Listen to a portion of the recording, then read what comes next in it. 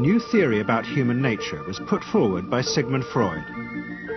He had discovered, he said, primitive sexual and aggressive forces hidden deep inside the minds of all human beings. Forces which, if not controlled, led individuals and societies to chaos and destruction. This series is about how those in power have used Freud's theories to try and control the dangerous crowd in an age of mass democracy.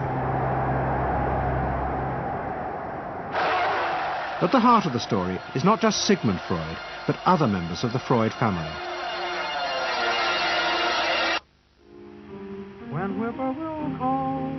This episode is about Freud's American nephew, Edward Bernays. Bernays is almost completely unknown today, but his influence on the 20th century was nearly as great as his uncle's. Because Bernays was the first person to take Freud's ideas about human beings and use them to manipulate the masses.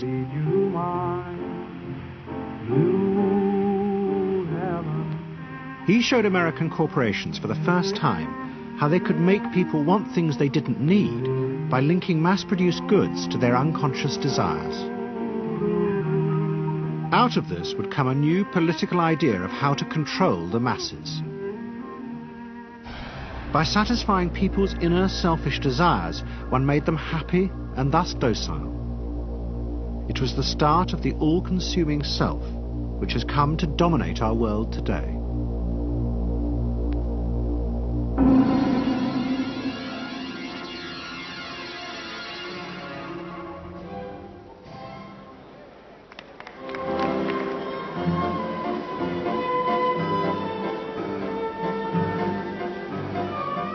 Freud's ideas about how the human mind works have now become an accepted part of society, as have psychoanalysts. Every year, the psychotherapist's ball is held in a grand palace in Vienna. This is the psychotherapy ball. Psychotherapists come, some advanced patients come, or former patients come, and many other people, friends, but also people from the Viennese society who like to go to a nice, elegant, comfortable ball. But it was not always so. 100 years ago, Freud's ideas were hated by Viennese society. At that time, Vienna was the centre of a vast empire ruling Central Europe. And to the powerful nobility of the Habsburg court, Freud's ideas were not only embarrassing, but the very idea of examining and analysing one's inner feelings was a threat to their absolute control. You see, at that time, these people had the power. And of course, you just were not allowed to show your bloody feelings. I mean, you just couldn't. You know, I mean, you couldn't, if you were unhappy. Can you imagine, you, for instance, you sit somewhere in the country in a castle, you are deeply unhappy, you are a woman. You couldn't go to your maid and cry on her shoulders, or you couldn't go into the village and complain, you know, about your feelings. I mean, you couldn't, it was like selling yourself to somebody. You just couldn't, you know, because they had to respect you.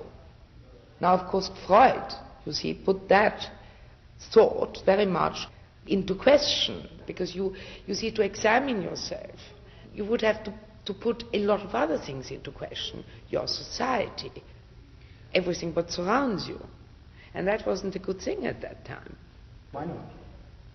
Because your self-created empire, to a certain extent, would have fallen into bits much earlier already.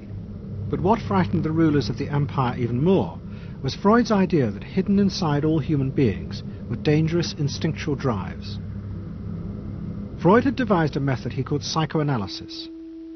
By analysing dreams and free association, he had unearthed, he said, powerful sexual and aggressive forces which were the remnants of our animal past. Feelings we repressed because they were too dangerous. Freud devised a method for exploring a hidden part of the mind, which we nowadays call the unconscious, which is a part that is totally unknown to our consciousness, that there exists a barrier in all our minds which prevents these hidden and unwelcome impulses of the unconscious from emerging. Good night.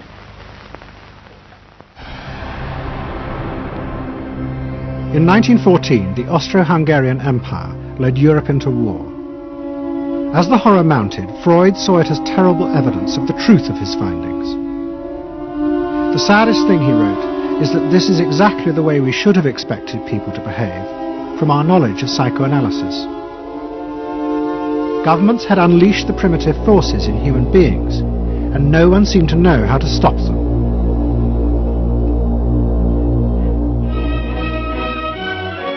At that time, Freud's young nephew, Edward Bernays, was working as a press agent in America. His main client was the world-famous opera singer Caruso, who was touring the United States.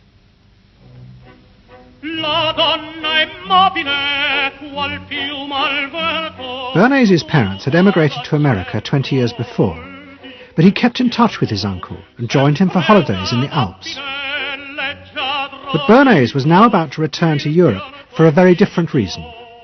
On the night that Caruso opened in Toledo, Ohio, America announced it was entering the war against Germany and Austria. As a part of the war effort, the US government set up a Committee on Public Information, and Bernays was employed to promote America's war aims in the press. The President, Woodrow Wilson, had announced that the United States would fight not to restore the old empires, but to bring democracy to all of Europe. And Bernays proved extremely skillful in promoting this idea, both at home and abroad. And at the end of the war, he was asked to accompany the President to the Paris Peace Conference. Then, to my surprise, they asked me to go over with Woodrow Wilson to the peace conference. And at the age of 26, I was in Paris for the entire time of the peace conference that was held in the suburb of Paris, and we worked to make the world safe for democracy. That was a big slogan. Wilson's reception in Paris astounded Bernays and the other American propagandists. Their propaganda had portrayed Wilson as a liberator of the people, a man who would create a new world in which the individual would be free. They had made him a hero of the masses.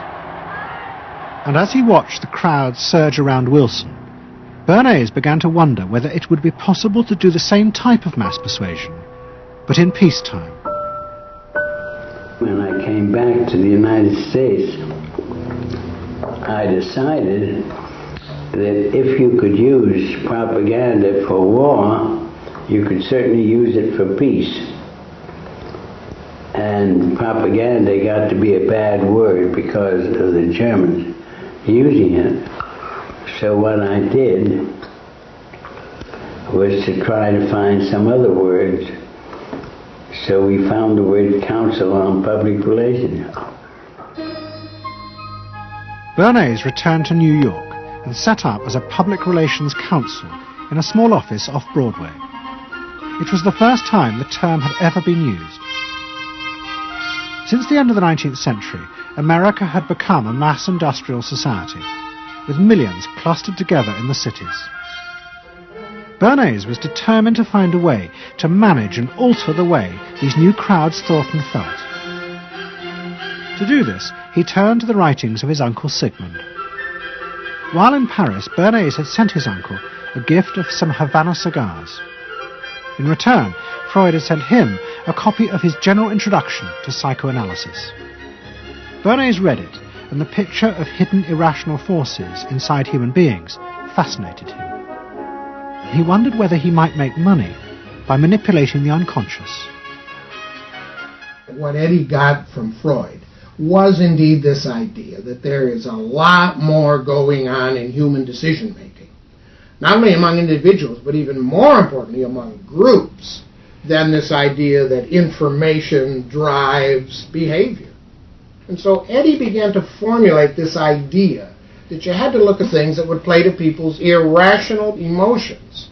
And you see, that moved Eddie immediately into a different category from other people in his field and most government officials and managers of the day who thought if you just hit people with all this factual information, they would look at that and say, oh, of course. And Eddie knew that was not the way the world worked. Bernays set out to experiment with the minds of the popular classes. His most dramatic experiment was to persuade women to smoke.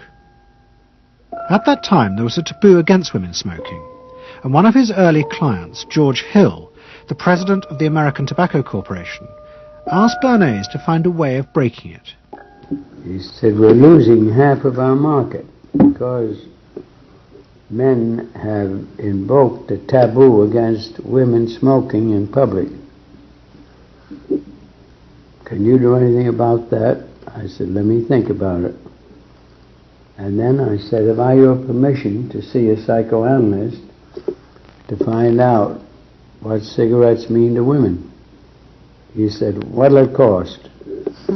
So I called up Dr. Brill, A.A. Brill, who was a leading psychoanalyst in New York at that time. How come you didn't call your uncle? Why didn't you call your uncle? Because he was in Vienna. A.A. Brill was one of the first psychoanalysts in America, and for a large fee he told Bernays that cigarettes were a symbol of the penis and of male sexual power. He told Bernays that if he could find a way to connect cigarettes with the idea of challenging male power, then women would smoke, because then they would have their own penises. Every year, New York held an Easter Day parade to which thousands came, and Bernays decided to stage an event there. He persuaded a group of rich debutantes to hide cigarettes under their clothes. Then they should join the parade, and at a given signal from him, they were to light up the cigarettes dramatically. Bernays then informed the press that he had heard that a group of suffragettes were preparing to protest by lighting up what they called torches of freedom. He knew this would be an outcry, and he knew that all of the photographers would be there to capture this moment. And so he was ready with a phrase which was torches of freedom. And so here you have a symbol, women, young women, debutantes, smoking a cigarette in public with a phrase that means anybody who believes in this kind of equality pretty much has to support them in the ensuing debate about this, because torches of freedom. I mean, what's on all American coins? It's liberty. She's holding up the torch. You see? And so all of this is there together. There's emotion, there's memory, there's a rational phrase, even though it's using a lot of emotional elements. It's a phrase that works in a rational sense. All of this is together. And so the next day, this was not just in all of the New York papers, it was across the United States and around the world. And from that point forward, the sale of cigarettes to women began to rise. He had made them socially acceptable with a single symbolic act. What Bernays had created was the idea that if a woman smoked, it made her more powerful and independent, an idea that still persists today. Embrace me, my sweet embrace. It made him realize that it was possible to persuade people to behave irrationally if you link products to their emotional desires and feelings. The idea that smoking actually made women freer was completely irrational, but it made them feel more independent. It meant that irrelevant objects could become powerful emotional symbols of how you wanted to be seen by others. Eddie Bernays saw the way to sell product was not to sell it to your intellect, that you ought to buy an automobile, but that you will feel better about it if you have this automobile. I think he originated that idea, that they weren't just purchasing something, but they were engaging themselves emotionally or personally in the product or service. That it's not, you think you need a new piece of clothing, but you'll feel better with the piece of clothing. That was his contribution in a very real sense. We see it all over the place today, but I think he originated the idea of the emotional connect to a product or service. What Bernays was doing fascinated America's corporations. They had come out of the war rich and powerful, but they had a growing worry. The system of mass production had flourished during the war, and now millions of goods were pouring off production lines. What they were frightened of was the danger of overproduction, that there would come a point when people had enough goods and would simply stop buying. Up until that point, the majority of products were still sold to the masses on the basis of need. While the rich had long been used to luxury goods, for the millions of working-class Americans, most products were still advertised as necessities. Goods like shoes, stockings, even cars were promoted in functional terms for their durability. The aim of the advertisements was simply to show people the product's practical virtues, nothing more.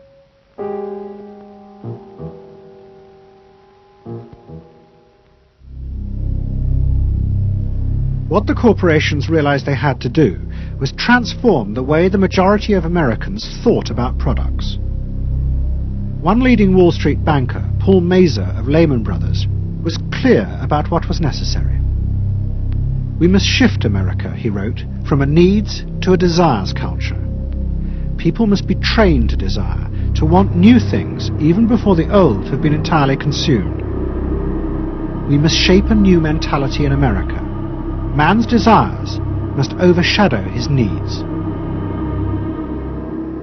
Prior to that time, there was no American consumer. There was the American worker, and there was the American owner, and they manufactured and they saved and they ate what they had to, and the people shopped for what they needed. And while the very rich may have bought things they didn't need, most people did not. And Mazur envisioned a break with that, where you would have things that you didn't actually need, but you wanted, as opposed to needed.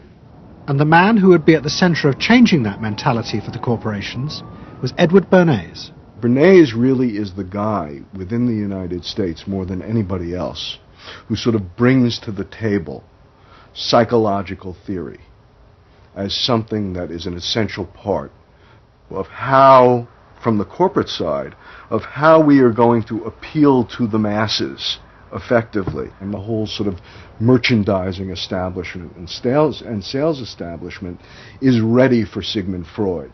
I mean, they are ready for understanding what motivates the human mind. And so that there's this real openness to Bernays' techniques being used to sell products to the masses.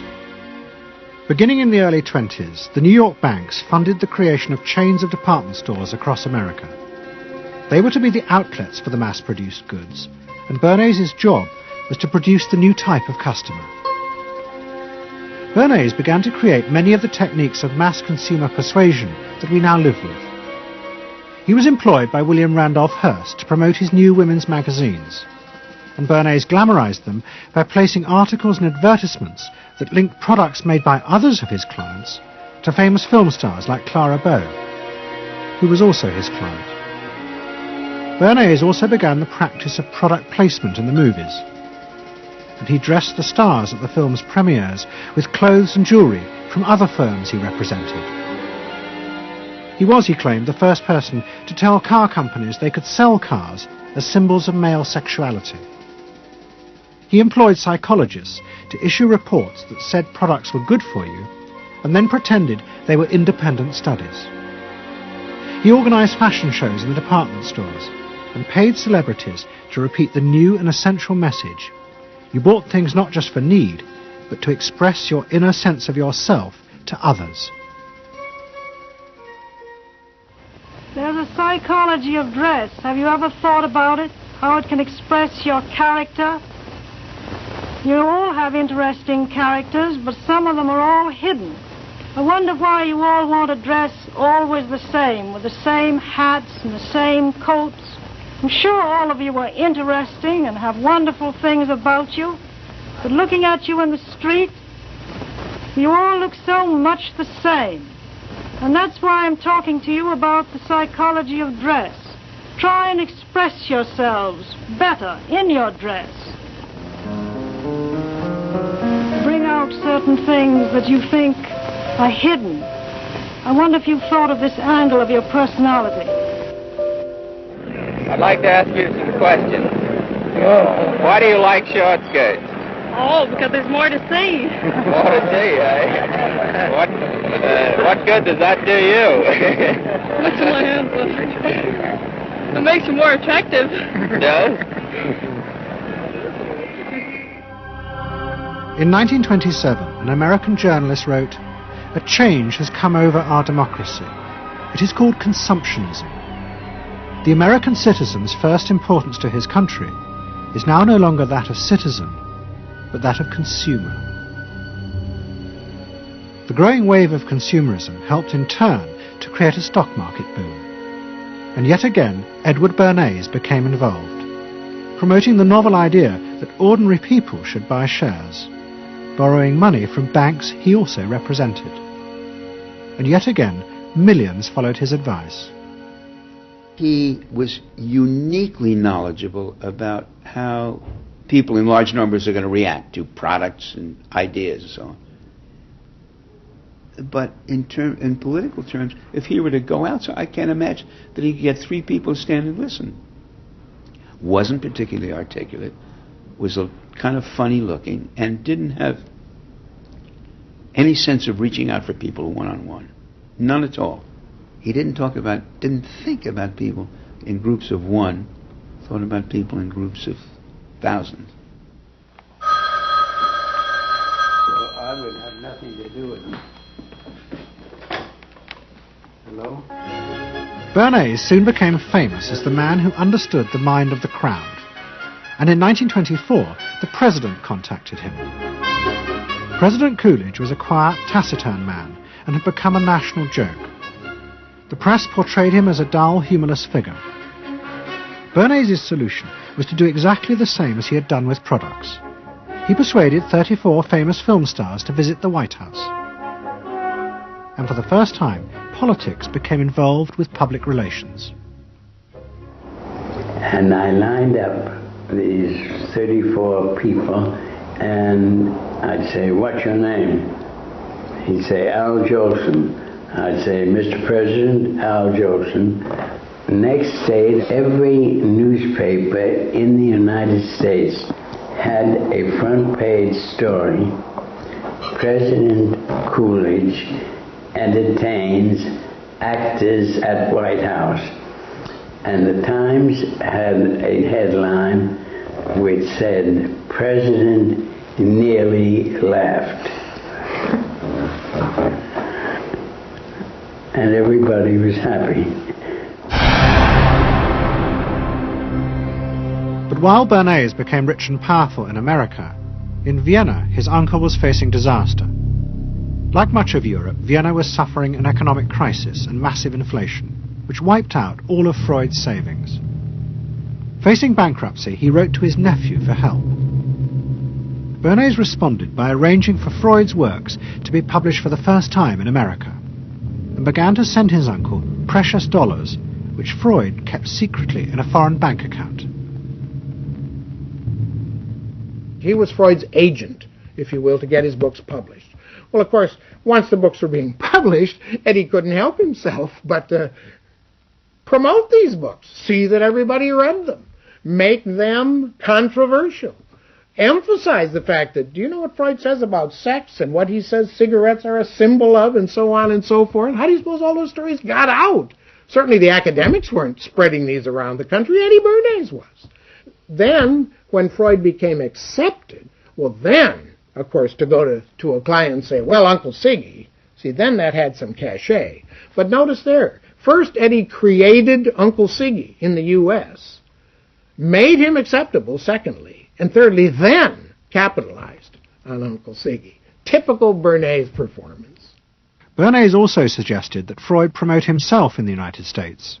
He proposed his uncle write an article for Cosmopolitan, a magazine that Bernays represented, entitled "A Woman's Mental Place in the Home." Freud was furious.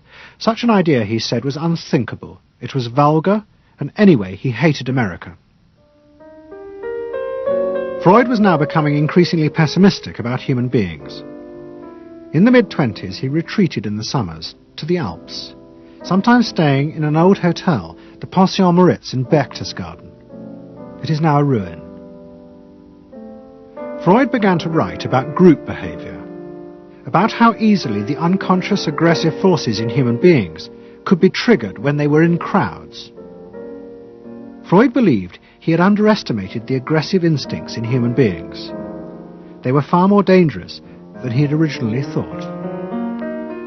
After World War I, Freud was basically a pessimist. He felt that man is an impossible creature, a very, very sadistic and bad species, and did not believe that man can be improved. Man is a ferocious animal, the most ferocious animal that exists. They enjoy torturing and killing, and he didn't like man. The publication of Freud's works in America had an extraordinary effect on journalists and intellectuals in the 1920s. What fascinated and frightened them was the picture Freud painted of submerged, dangerous forces lurking just under the surface of modern society. Forces that could erupt easily to produce the frenzied mob which had the power to destroy even governments. It was this they believed had happened in Russia. To many, this meant that one of the guiding principles of mass democracy was wrong. The belief that human beings could be trusted to make decisions on a rational basis. The leading political writer, Walter Lippmann, argued that if human beings were in reality driven by unconscious, irrational forces, then it was necessary to rethink democracy. What was needed was a new elite who could manage what he called the bewildered herd. This would be done through psychological techniques that would control the unconscious feelings of the masses. So here you have Walter Lippmann, probably the most influential political thinker in the United States, who is essentially saying that the basic mechanism of the mass mind is unreason, is irrationality, is animality. He believes that the mob in the street, which is how he sees ordinary people, are people who are driven not by their minds but by their spinal cords. The notion of kind of animal drives, unconscious instinctual drives lurking beneath the surface of civilization. And so they started looking towards psychological science as a way of understanding the mechanisms by which the popular mind works, specifically with the goal of figuring out how to understand how to apply those mechanisms to strategies for social control. Edward Bernays was fascinated by Lippmann's arguments, and also saw a way to promote himself by using them. In the 1920s, he began to write a series of books which argued that he had developed the very techniques Lippmann was calling for. By stimulating people's inner desires and then sating them with consumer products, he was creating a new way to manage the irrational force of the masses. He called it the engineering of consent. Democracy, to my father, was a wonderful concept, but I don't think he felt that all those publics out there had reliable judgment, and that they very easily might vote for the wrong man or want the wrong thing, so that they had to be guided from above. It's enlightened despotism in a sense. You appeal to their desires and their unrecognized longings, that sort of thing. That you can tap into their deepest desires or their deepest fears and use that to your own purposes. And then, in 1928, a president came to power who agreed with Bernays. President Hoover was the first politician to articulate the idea that consumerism had become the central motor of American life. After his election, he told a group of advertisers and public relations men, "You have taken over the job of creating desire and have transformed people into constantly moving happiness machines. Machines which have become the key to economic progress." What was beginning to emerge in the 1920s was a new idea of how to run mass democracy. At its heart was the consuming self, which not only made the economy work, but was happy and docile, and so created a stable society. Both Bernays and Littman's concept of managing the masses takes the idea of democracy and it turns it into a palliative. It turns it into giving people some kind of feel-good medication that will respond to an immediate pain or an immediate yearning, but will not alter the objective circumstances one iota. I mean, democracy really, the idea of democracy at its heart was about changing the relations of power that had governed the world for so long. And Bernays' concept of democracy was one of maintaining the relations of power, even if it meant that one needed to sort of stimulate the psychological lives of the public. And in fact, in his mind, that was what was necessary. That if you can keep stimulating the irrational self, then leadership can basically go on doing what it wants to do. Bernays now became one of the central figures in a business elite that dominated American society and politics in the 1920s. He also became extremely rich and lived in a suite of rooms in one of New York's most expensive hotels, where he gave frequent parties. Oh my goodness, he had a home in the corner suite of the Sherry Netherland Hotel. And here's this wonderful suite with all these windows looking out on Central Park and across at the plaza and on the square. And he would use this place to hold a soiree. The mayor would come, all the media leaders would come, the political leaders, the business leaders, the people in the arts. I mean, it was a who's who. People wanted to know Eddie Bernays because, you know, he himself became a sort of a famous man, a sort of a magician who could make these things happen. He knows everybody. He knows the mayor and he knows the senator, and he calls politicians on the telephone as if he did get literally a high or a bang out of doing what he did. And that's fine, but it can be a little hard on the people around you, especially when you make other people feel stupid. People who worked for him were stupid, and children were stupid, and if people did things in a way that he wouldn't have done them, they were stupid. It was a word that he used over and over and over, dope and stupid. And the masses? They were stupid.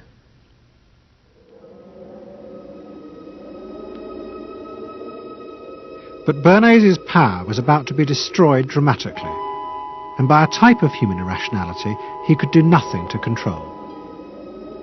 At the end of October 1929, Bernays organised a huge national event to celebrate the 50th anniversary of the invention of the light bulb. President Hoover, the leaders of major corporations, and bankers like John D. Rockefeller were all summoned by Bernays to celebrate the power of American business. But even as they gathered, news came through that shares on the New York Stock Exchange were beginning to fall catastrophically. Throughout the 1920s, speculators had borrowed billions of dollars. The banks had promoted the idea that this was a new era where market crashes were a thing of the past. But they were wrong. What was about to happen was the biggest stock market crash in history. Investors had panicked and begun to sell in a blind, relentless fury that no reassurance by bankers or politicians could halt. And on the 29th of October 1929, the market collapsed.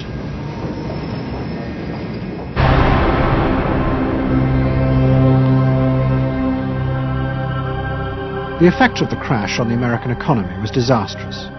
Faced with recession and unemployment, millions of American workers stopped buying goods they didn't need. The consumer boom that Bernays had done so much to engineer disappeared, and he and the profession of public relations fell from favour. Bernays' brief moment of power seemed to be over.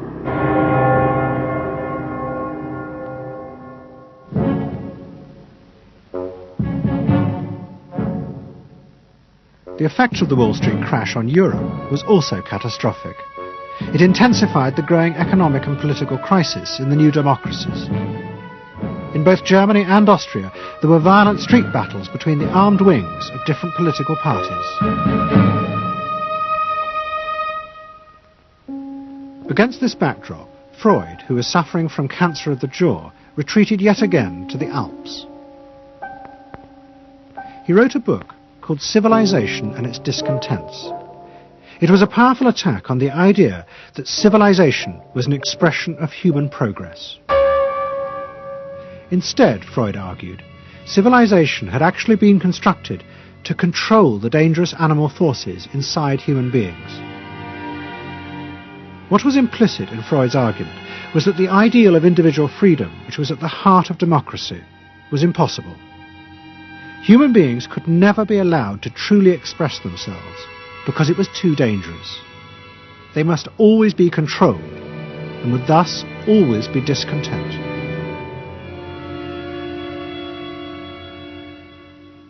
Man doesn't want to be civilized, and he is civilization brings discontent, but it is necessary to survival. Otherwise he couldn't survive. So he must be discontent, because this would be the only way to keep him within limits. But what did Freud think about the idea of the equality of man? He didn't believe in it.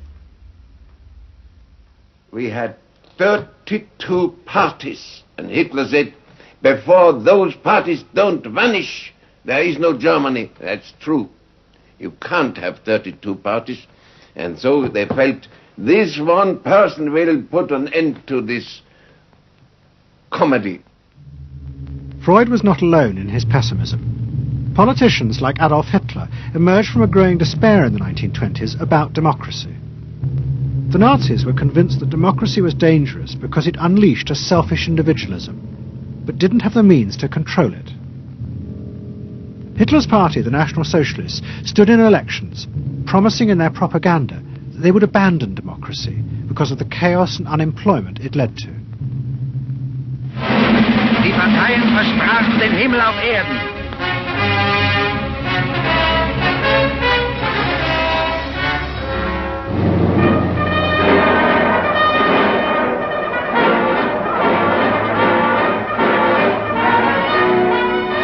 In March 1933, the National Socialists were elected to power in Germany, and they set out to create a society that would control human beings in a different way.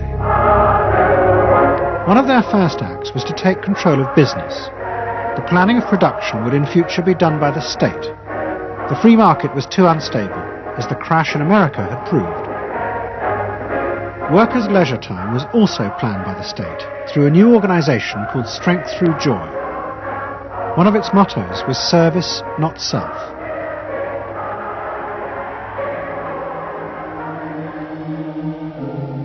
But the Nazis did not see this as a return to an old form of autocratic control.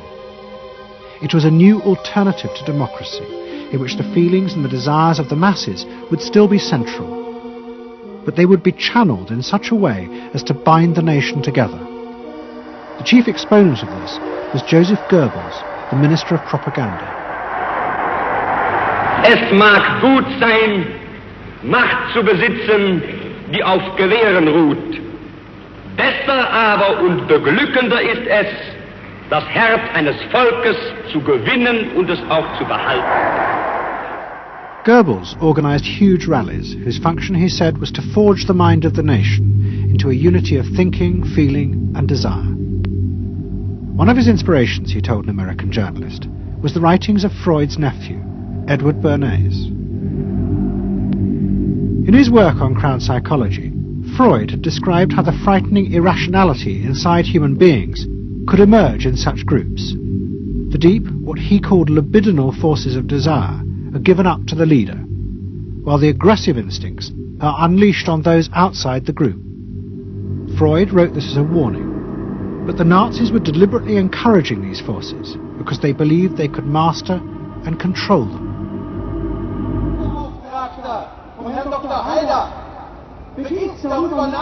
Well, Freud was saying that masses are bound by libidinal forces.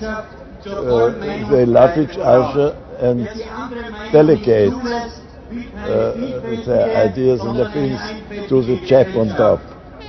What are libidinal forces? What are libidinal forces? Well, forces of love. Not hate.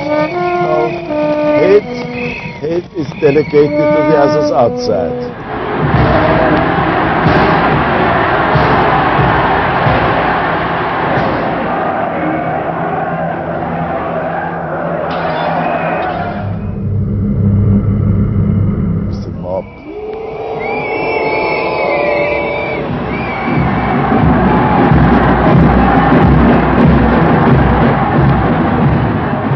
I could see from afar, looking up Wilhelmstraße towards Unter den Linden, how those 100,000 of people, when they passed Hitler, they just became completely delirious. They began to shout these cries I will never get out of my ears. Heil, Sieg, Heil. They demented. And here I got confirmation how those irrational forces, uncontrollable forces in Germany, in the Germans, had erupted, had broken out, were running riot, were departing, marching on.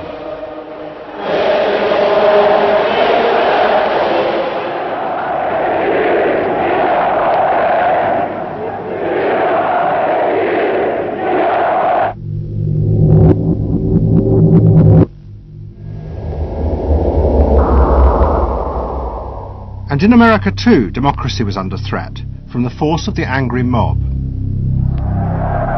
The effect of the stock market crash had been disastrous. There was growing violence as an angry population took out their frustration on the corporations who were seen to have caused this disaster. Then, in 1932, a new president was elected who was also going to use the power of the state to control the free market.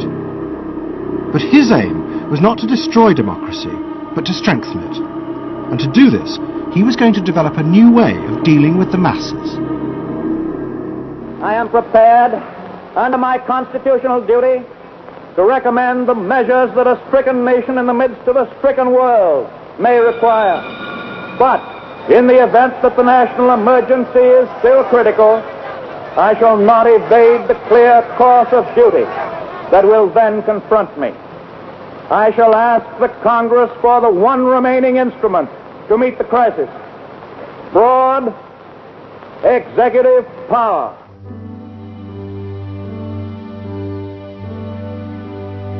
It was the start of what would become known as the New Deal. Roosevelt assembled a group of young technocrats and planners in Washington. He told them that their job was to plan and run giant new industrial projects for the good of the nation. Roosevelt was convinced that the stock market crash had shown that laissez-faire capitalism could no longer run modern industrial economies. It had become the job of government. Big business was horrified, but the New Deal attracted the admiration of the Nazis, especially Joseph Goebbels. Wir betrachten die wirtschaftliche Entwicklung in Amerika mit dem allergrößten positiven Interesse. Und wir sind dort der festen Überzeugung, dass Präsident Roosevelt und seine Berater auf dem richtigen Wege sind. Es handelt sich in der Tat um das größte wirtschaftliche und soziale Problem aller Zeiten. Die vielen Millionen Arbeitslosen, die ihre Plätze an den Maschinen und in den Kontoren verloren haben, wieder an ihre alten Arbeitsstellen zurückzuführen. Das kann nicht allein der privaten Initiative überlassen werden. Ausschlaggebend ist, dass die öffentliche Hand mit positiven Maßnahmen eingreift. But although Roosevelt, like the Nazis, was trying to organize society in a different way, unlike the Nazis, he believed that human beings were rational and could be trusted to take an active part in government. Roosevelt believed it was possible to explain his policies to ordinary Americans and take into account their opinions. To do this, he was helped by the new ideas of an American social scientist called George Gallup. Favorite reading of New Deal Washington, the survey of U.S. public opinion. From offices at Princeton, New Jersey, a famed statistician, Dr. George Gallup, tells Washington from week to week what the nation is thinking. And in New York, Fortune magazine's analyst, Elmo Roper, compiles for publication a continuous record of the nation's approval or disapproval of how the country is being run. Gallup and Roper rejected Bernays' view that human beings were at the mercy of unconscious forces and so needed to be controlled. Their system of opinion polling was based on the idea that people could be trusted to know what they wanted. They argued that one could measure and predict the opinions and behaviour of the public if one asked strictly factual questions and avoided manipulating their emotions. Well, how about this one? Do you think Franklin D. Roosevelt's New Deal has been bad for the nation in general? No, that question's loaded. It automatically suggests an answer. Well, how about this? Is your present feeling toward President Roosevelt one of general approval or general disapproval? That's better. Prior to scientific polling, the view of many people was that you couldn't trust public opinion. It was irrational, that it was ill-informed, it was chaotic, unruly, and so forth. And so that opinion should be dismissed.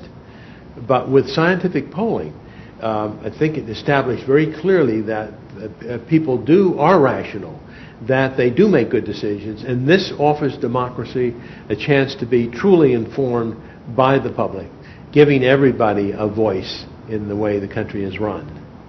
I know my father wouldn't necessarily say the voice of the public is the voice of God, but he did feel very much that the voice of the people is a rational voice and should be heard. What Roosevelt was doing was forging a new connection between the masses and politicians. No longer were they irrational consumers who were managed by sating their desires. Instead, they were sensible citizens who could take part in the governing of the country. In 1936, Roosevelt stood for re-election. He promised further control over big business. To the corporations, it was the beginning of a dictatorship.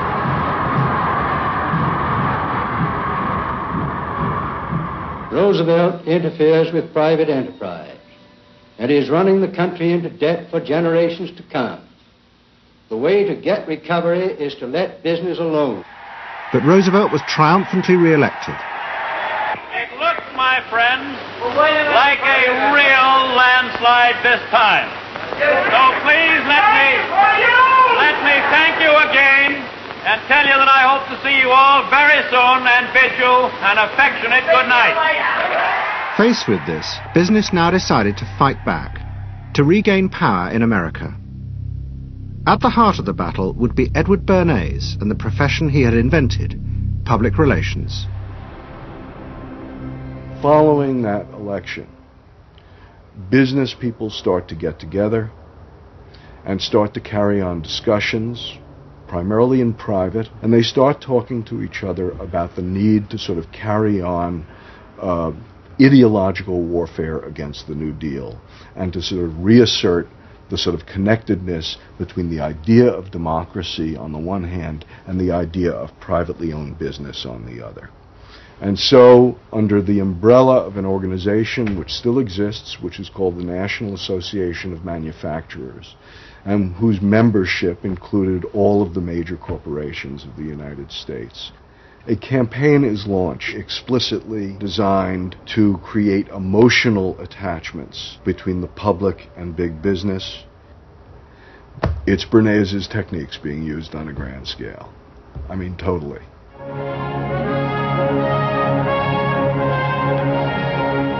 General Motors Parade of Progress, traveling the high roads and byroads of America, bringing to millions of Americans in their own hometown the fascinating story behind modern industry, showing... The campaign set out to show dramatically that it was business, not politicians, who had created modern America. Better mode of living for all of us.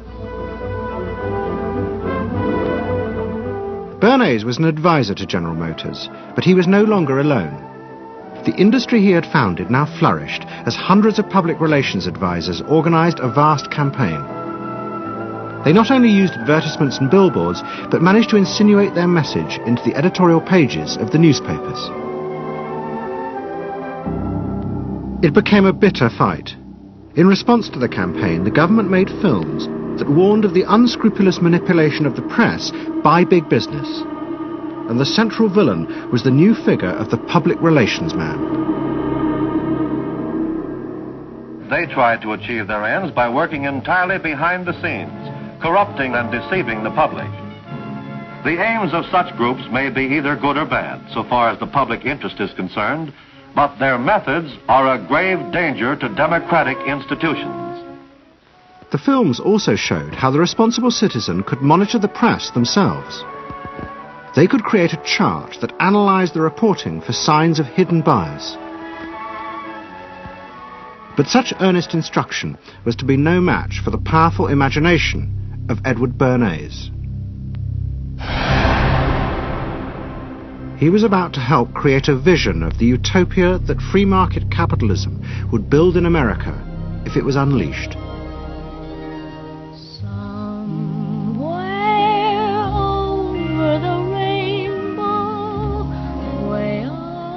In 1939, New York hosted the World's Fair. Edward Bernays was a central advisor. He insisted that the theme be the link between democracy and American business.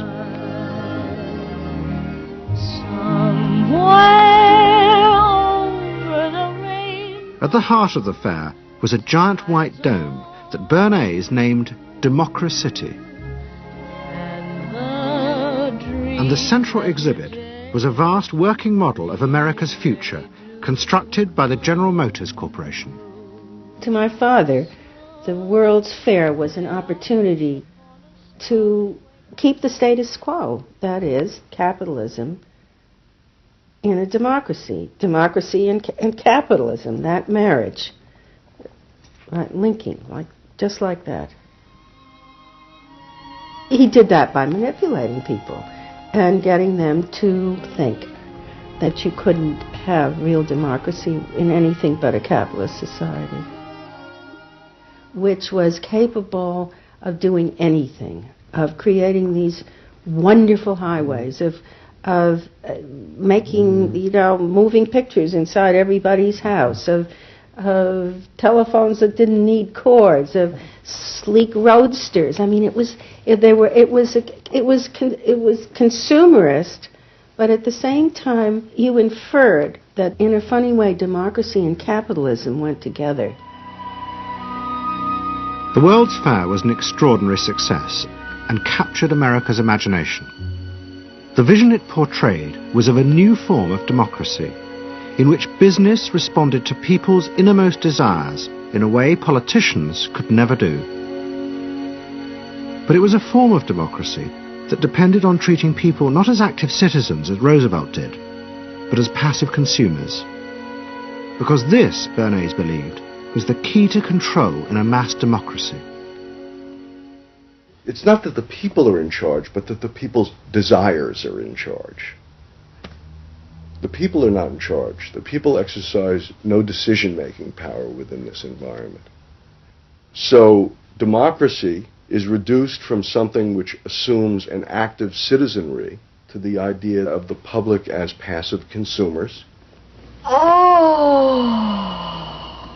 Driven primarily by instinctual or unconscious desires, and that if you can in fact trigger those needs and desires, you can get what you want from them. But this struggle between the two views of human beings as to whether they were rational or irrational was about to be dramatically affected by events in Europe. Events that would also change the fortunes of the Freud family. In March 1938, the Nazis annexed Austria. It was called the Anschluss. Hitler arrived in Vienna to an extraordinary outpouring of mass adulation. But even as he drove through the city, behind the scenes, the Nazis were systematically whipping up and unleashing the hatred of the crowd against the enemies of the new Greater Germany. The Anschluss was a kind of explosion of terrible hatred against the enemies, so-called enemies, or whatever they considered enemies, against the Jews totally, and also against a lot of very decent Austrians who had opposed the Nazis in Austria. They said it's legitimate now, you can do what you want, so they did it. Stealing, robbing and killing, I can't say it otherwise. And human depravity, of course, is always very near to normal behavior. It can change very quickly.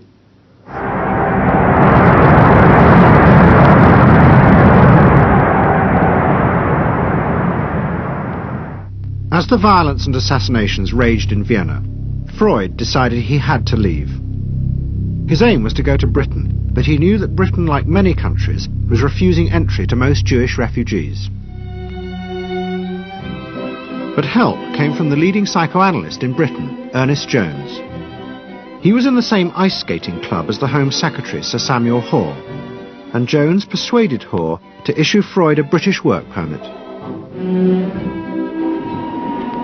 And in May 1938, Freud, his daughter Anna, and other members of his family set off for London.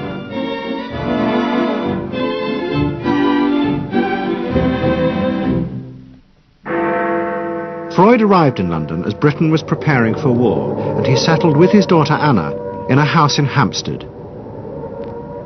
But Freud's cancer was now far advanced, and in September 1939, just 3 weeks after the outbreak of war, he died.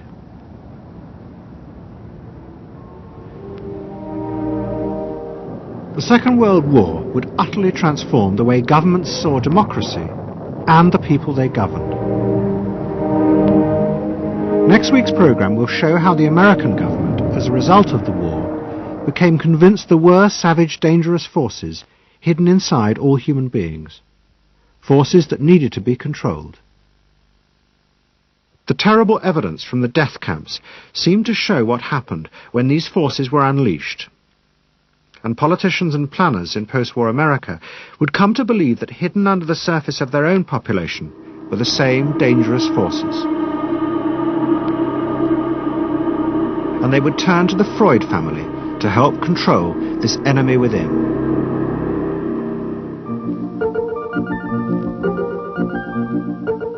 And ever adaptable, Edward Bernays would work not just for the American government, but the CIA. And Sigmund Freud's daughter Anna would also become powerful in the United States, because she believed that people could be taught to control the irrational forces within them. Out of this would come vast government programs to manage the inner psychological life of the masses.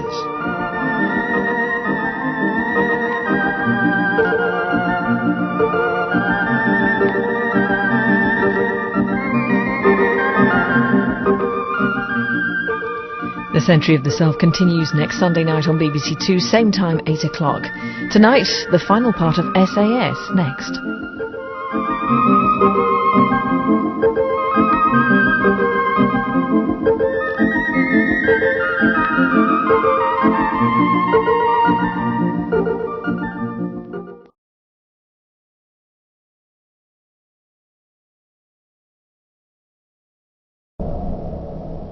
Let's say a word about dreams. We all have thoughts which we never knew we had. They are too uncomfortable, too incompatible with our adult self to be remembered. Yet they are often disturbing, rumbling under the surface like lava in a volcano. The dream is the royal road to these thoughts, the royal road to the unconscious. This is the story of how Sigmund Freud's ideas about the unconscious mind were used by those in power in post-war America to try and control the masses.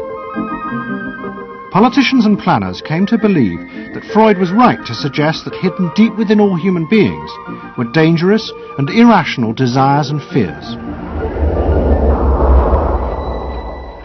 They were convinced that it was the unleashing of these instincts that had led to the barbarism of Nazi Germany.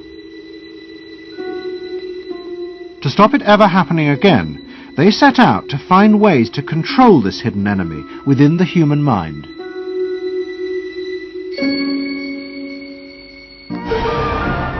At the heart of the story are Sigmund Freud's daughter Anna and his nephew Edward Bernays, who had invented the profession of public relations. Their ideas were used by the US government, big business and the CIA to develop techniques to manage and control the minds of the American people. Those in power believed that the only way to make democracy work and create a stable society was to repress the savage barbarism that lurked just under the surface of normal American life.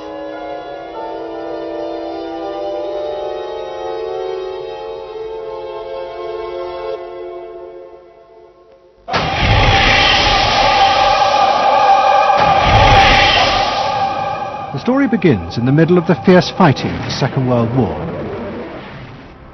As the fighting intensified, the American army was faced by an extraordinary number of mental breakdowns among its troops. 49% of all soldiers evacuated from combat were sent back because they suffered from mental problems. In desperation, the army turned to the new ideas of psychoanalysis. They made a film record of the experiment using hidden cameras. It says here on your record that you had headaches and that you had crying spells. Yes, sir. I believe in your profession is called nostalgia. In other words, homesickness. Yes, sir. Mm-hmm. It was induced when, shortly before the war, I received a picture of my sweetheart.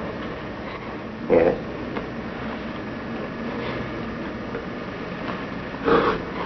Mm-hmm.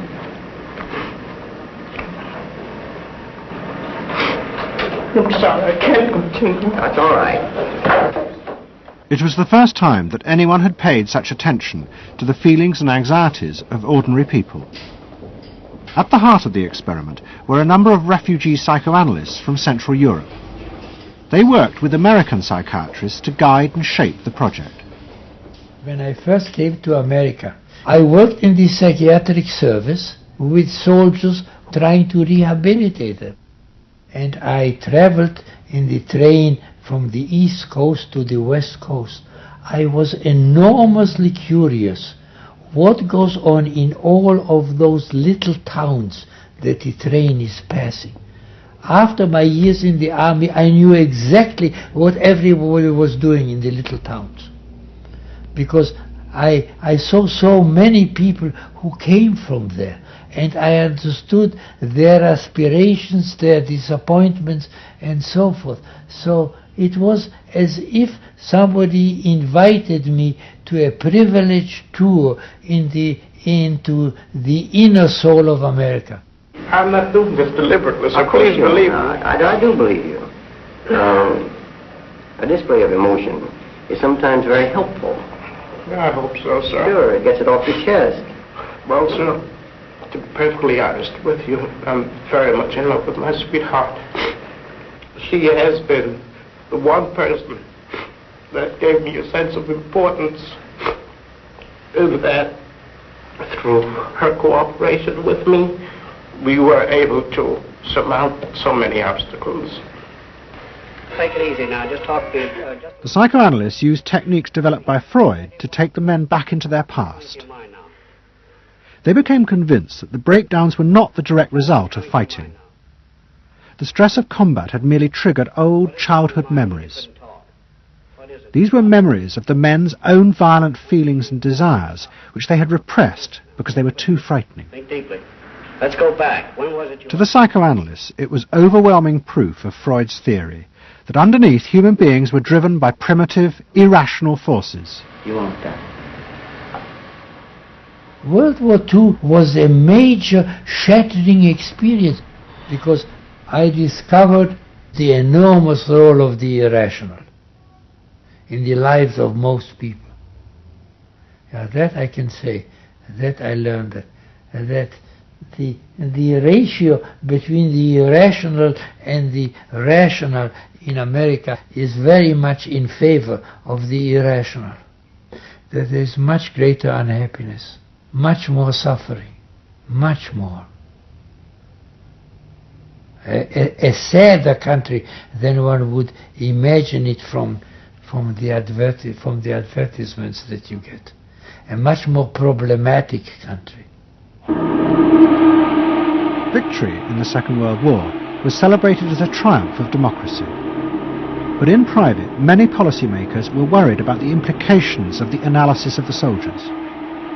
It seemed to show that underneath every American were irrational, violent drives. What had happened in Germany seemed to bear this out.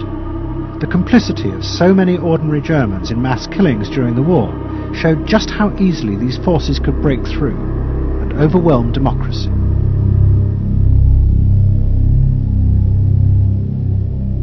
Planners and policymakers had been convinced by their experiences during World War II that human beings could act very irrationally because of this sort of teeming and raw and unpredictable emotionality, the kind of chaos that lived at the base of human personality could, in fact, infect the society, social institutions, to such a point that the society itself would become sick.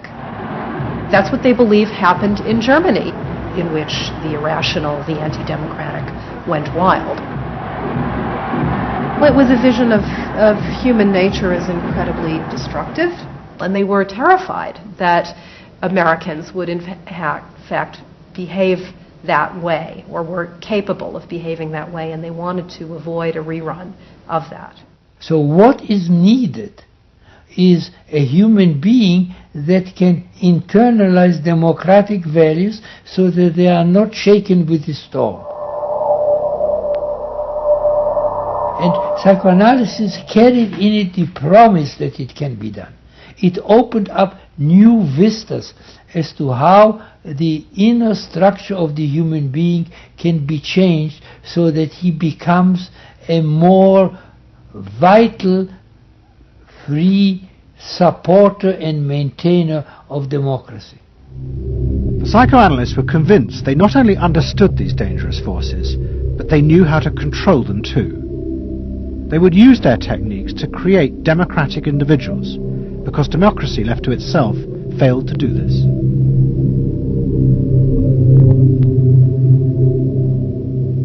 The source of this idea was not only Sigmund Freud, but his youngest daughter, Anna. She had fled with her father to London before the outbreak of war, and after he died, Anna Freud became the acknowledged leader of the world psychoanalytic movement. She saw her job as to fulfill her father's dream of making his ideas accepted throughout the world. At the center of the Freud movement stood Tante Anna, because she managed to work herself into that position. She was recognized as that, and not just because she was a daughter. She worked on that.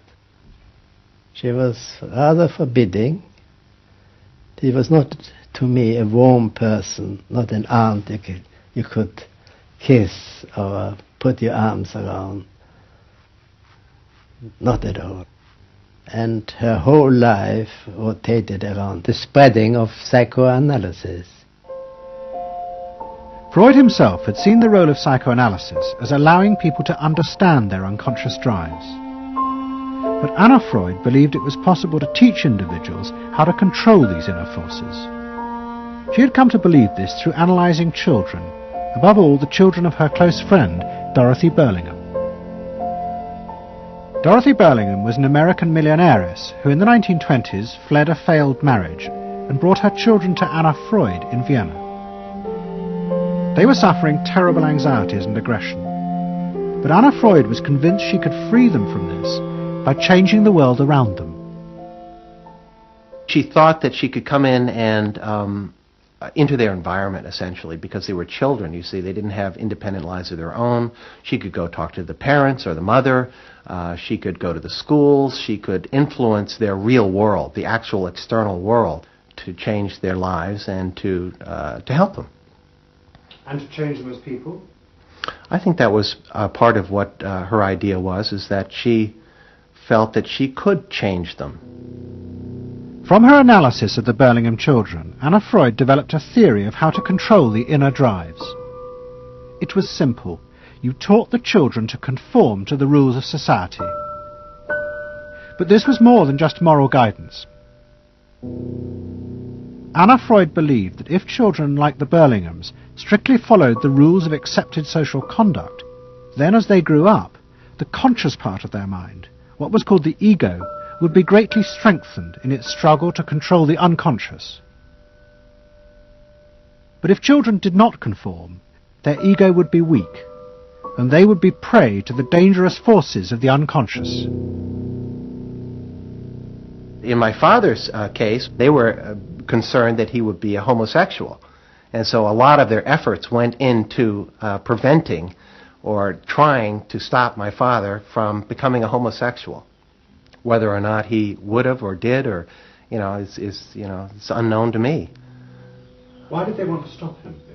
Because they felt it was abnormal. It wasn't a normal way to develop. They wanted to have him develop along lines that society recognized to be normal, because if they didn't, then you're going to be under the control of forces that you don't understand, that you're not even aware of.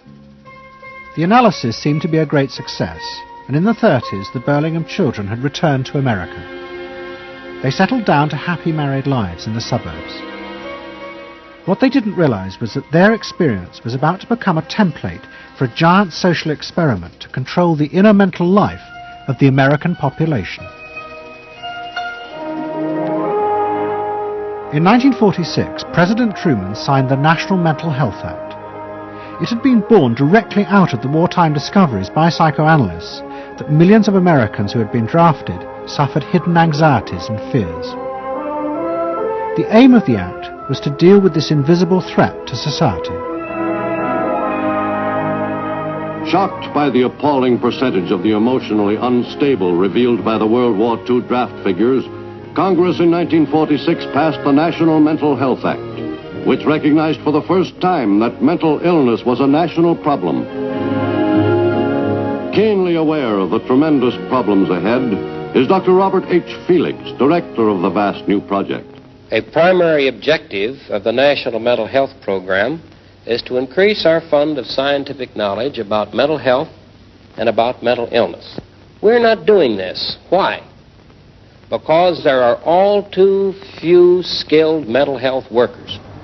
Two of the principal architects of the Act were the Menninger brothers, Carl and Will. Will had run the wartime psychotherapy experiments, and now he and his brother began to train hundreds of new psychiatrists. The Menningers were convinced that it would be possible to apply Anna Freud's ideas on a wide scale, and to adults as well as children. The psychiatrist's job would be to teach ordinary Americans how to control their unconscious drives. Psychoanalysis could be used to make a better society.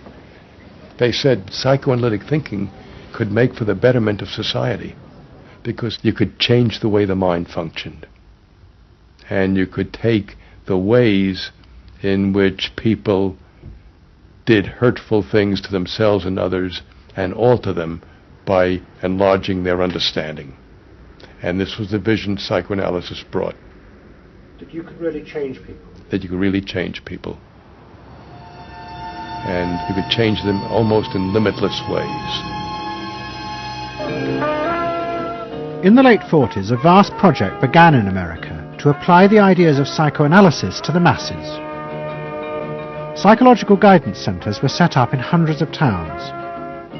They were staffed by psychiatrists who believed it was their job to control the hidden forces inside the minds of millions of ordinary Americans. Yes, I need something done. I need some help. Did you have any particular teachers that you liked, any sort? I liked all my teachers except one, I remember. Well, what was the trouble with this one? I don't know, she just scared me most of the time. And holler at me and I'd run outside and vomit. I hate my brother. Loathe him. Despise him. At the same time, thousands of counsellors were trained to apply psychoanalysis to marriage guidance. And social workers were sent out to visit people's homes and advise on the psychological structure of family life. Behind all this was the fundamental idea of Anna Freud's, that if people were encouraged to conform to the accepted patterns of family and social life, then their ego would be strengthened. They would be able to control the dangerous forces within them. When your emotions control your actions, it affects not only yourself, but the people around you. And if this sort of flare-up is repeated often, it might lead to a permanently warped personality. You can control the fire of your emotions so that your personality becomes more pleasant. So we expect that someone who's been through that experience to be much more insightful, much more understanding, and a much better regulated person. And what happens to the dog? And regulation includes being able to let go, as it were, to enjoy a football game or a soccer game.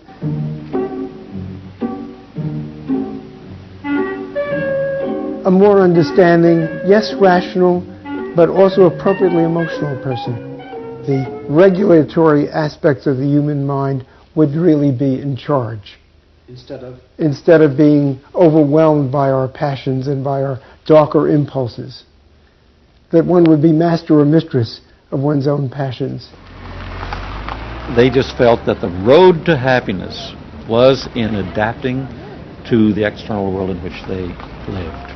That people could be uncrippled from their own neurotic conflicts and impulses, that they would not engage in self-destructive behavior, that they would in fact adapt to the reality about them. They never questioned the reality. They never questioned that it might itself be a source of evil or something to which you could not adapt without compromise or without suffering or without exploiting yourself in some way. So there was this fit with the politics of the day. And a balance of emotions is important to a well-rounded personality. But it was only the beginning of the rise to power of psychoanalysis in America. Psychoanalysts were about to move into big business and use their techniques not just to create model citizens, but model consumers. Last week's episode showed how Freud's American nephew, Edward Bernays, had been the first to convince American corporations that they could sell products by connecting them with people's unconscious feelings. But now, a group of psychoanalysts were going to take what Bernays had begun and invent a whole range of techniques to get inside and manage the unconscious mind of the consumer. They were led by Ernest Dichter. Dichter had practiced next door to Freud in Vienna, but he had come to America and set up the Institute for Motivational Research in an old mansion north of New York. This is the Institute for Motivational Research, a place devoted to the intriguing business of finding out why people behave as they do, why they buy as they do, why they respond to advertising as they do. And this is Dr. Ernest Dichter. We don't go out and ask directly, why do you buy, why don't you? What we try to do instead is to understand the total personality, the self-image of the customer. We use all the resources of modern social sciences. It opens up some stimulating psychological techniques for selling any new product. Like the other psychoanalysts, Dichter believed that American citizens were fundamentally irrational beings. They could not be trusted. Their real reasons for buying products were rooted in unconscious desires and feelings. And Dichter wanted to find ways to uncover what he called the secret self of the American consumer. He was trying to get out of people's mind the unconscious motivations that they had for purchasing. These could be sexual, they could be psychological, they could be sociological, they could be a demand for status, a demand for recognition. There were things that people couldn't verbalize or wouldn't verbalize because they were too secret to them. They were too much a part of their nature, and they would be embarrassed. They would be embarrassed if they came out and said things like this.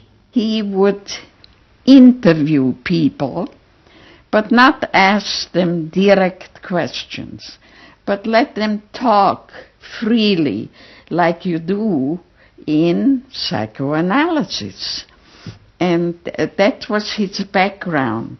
And so he said, why can't we have a group therapy session about products? All right? And so Dichter built this room up above his garage, and he said we can have psychoanalysis of products. They can actually act out and verbalize their wants and needs. What we're going to do is try a couple of these salad dressings. Now let's see what happens. Here's our typical housewife. She doesn't follow the instructions. And they could be observed and watched, and other people could comment, and they could talk about it, and everybody could join in. He was the first to do this. This was absolutely the first thing that was ever done. And he had a movie projector up there where you could show advertisements and things like that, and people could react to them. And he invented the whole technique for mining the unconscious about the hidden psychological wants that people had about products. This became the focus group. It worked! Dichter's breakthrough came with a focus group study he did for Betty Crocker Foods. Like many food manufacturers in the early 50s, they had invented a new range of instant convenience foods. But although consumers had told market researchers they would welcome the idea, in fact they were refusing to buy them. The worst problem was the Betty Crocker cake mix. Dichter did a series of focus groups where housewives free associated about the cake mix. He concluded that they felt unconscious guilt at the new image being promoted of ease and convenience. In other words, he understood that the barrier to the consumption of the product was the housewife's feeling of guilt about using it. They basically, on one hand, wanted to make it easy for themselves, but they felt guilty about it. So what you've got to do in those circumstances is remove the barrier being guilt. The way you do that is to give the housewife a greater sense of participation. And how do you do that? By adding an egg.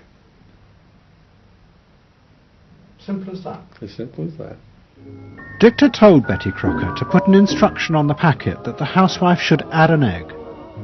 It would be an unconscious symbol, he said, of the housewife mixing in her own eggs as a gift to her husband, and so would lessen the guilt.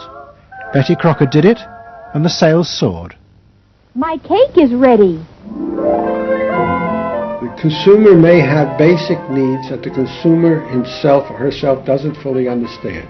You have to know what those needs are in order to fully exploit the consumer. Is it wrong to give people what they want by taking away their defenses, helping remove their defenses? It seems so much longer than last year. It is. Nearly 4 inches longer in some models. Oh!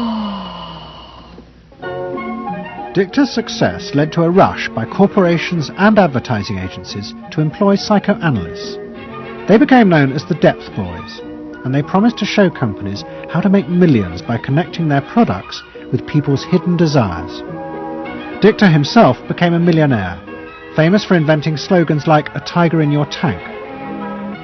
Even the marketing of the Barbie doll came from a children's focus group. And so it goes. But Dichter was convinced that this was far more than just selling. Like Anna Freud, he believed that the environment could be used to strengthen the human personality. And products have the power both to sate inner desires and give people a feeling of common identity with those around them. It was a strategy for creating a stable society. Dichter called it the strategy of desire. To understand a stable citizen, you have to know that modern man quite often tries to work off his frustrations by spending on self-gratification. Modern man is eternally ready to fill out his self-image by purchasing products which complement it. If you identify yourself with a product, it can have a therapeutic value. It improves your self-image, and you become a more secure person, and you have suddenly this confidence of going out in the world and doing what you want successfully. Bernays believed that that would then improve the whole of our society and become the best society on this planet.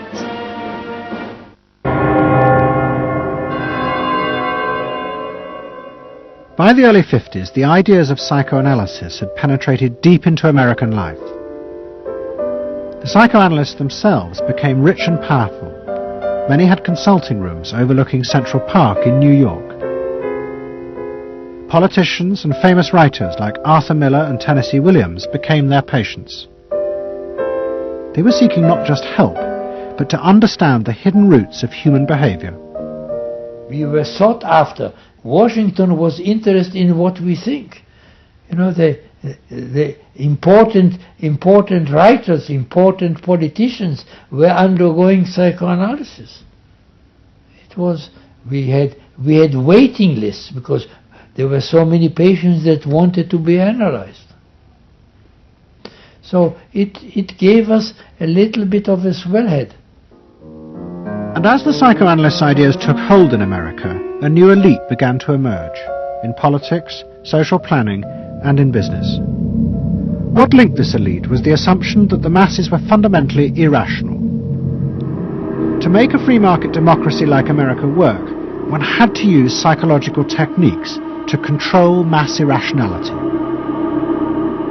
They actually believed that this elite was necessary because individual citizens were not capable, if left alone, of being democratic citizens. The elite was necessary in order to create the conditions that would produce individuals capable of behaving as a good consumer and also behaving as a democratic citizen. They didn't see their activities as anti-democratic, as undermining the capacity of individual citizens for democracy. Quite the opposite.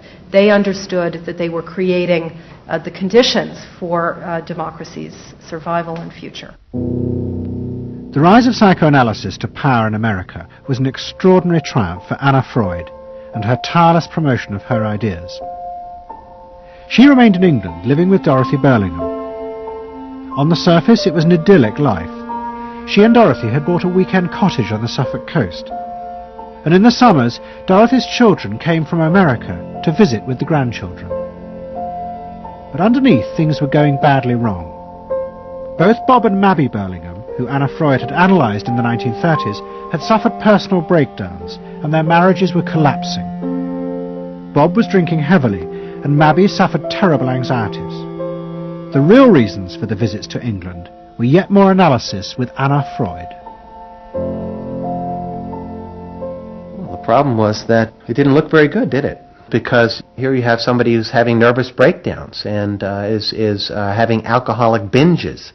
And this is not exactly, doesn't really sit well.